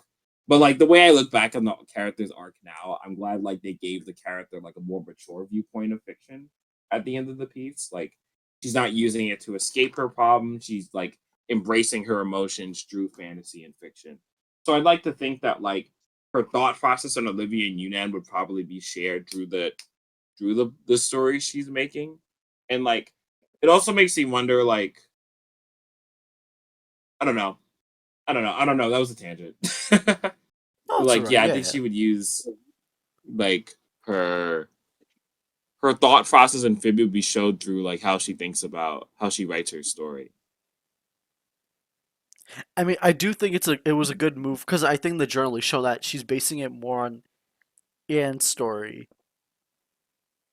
Yeah, which is cool. I yeah, I don't know. That's so cool. Like Marcy being like Marcy choosing to think of a viewpoint of fantasy beyond her thought process. I don't know. I just thought that was so neat. Like, because Marcy, like, in at the end of her story, is learning to think more beyond herself. and what she wants friendship to be, and what she wishes the girls would be like. Which, is a trait I think a lot of people give Sasha, but I think Marcy has something similar. It just comes from a less mean spirited and toxic place. So, like, it comes out of more of like a need not being met in a friendship, but also out of a toxic mindset of friendship, too, right? Like, I don't know. There's just something cool about Marcy thinking of a viewpoint beyond what she thinks. And like thinking about like how did Anne experience Amphibia? How did she enjoy it? I love Marcy is becoming a little bit more like thinking about other people's point of view. And she does that through like writing a story about Anne and her experience. Like, I don't know. That's a little tangent, but I always thought that was so fucking cool. That's a good character beat. Like, I love it. Anyway. Yeah, I think we can start wrapping up. I think overall it's been less than 2 years since the show ended. I feel like in a year or two, I feel like maybe there's going to be some aspects of the show that people look back at differently, or as like more people discover the show, there's going to be like a different interpretation or different opinion on it. Yeah. I do think that like people's thoughts on the finale now are going to kind of like remain as is. Like compared to like when it first came out, I knew like people were gonna be like take some time to get over. I think people kind of like have sort of like accepted now. It's just sort of like the I only hope that like people sort of like look at the different parts of Amphibia, like why they were the way they were, why they were the way they were. um, I just hope that like more people like appreciate sort of like the build up to kind of like the highlights that everyone kind of talks about.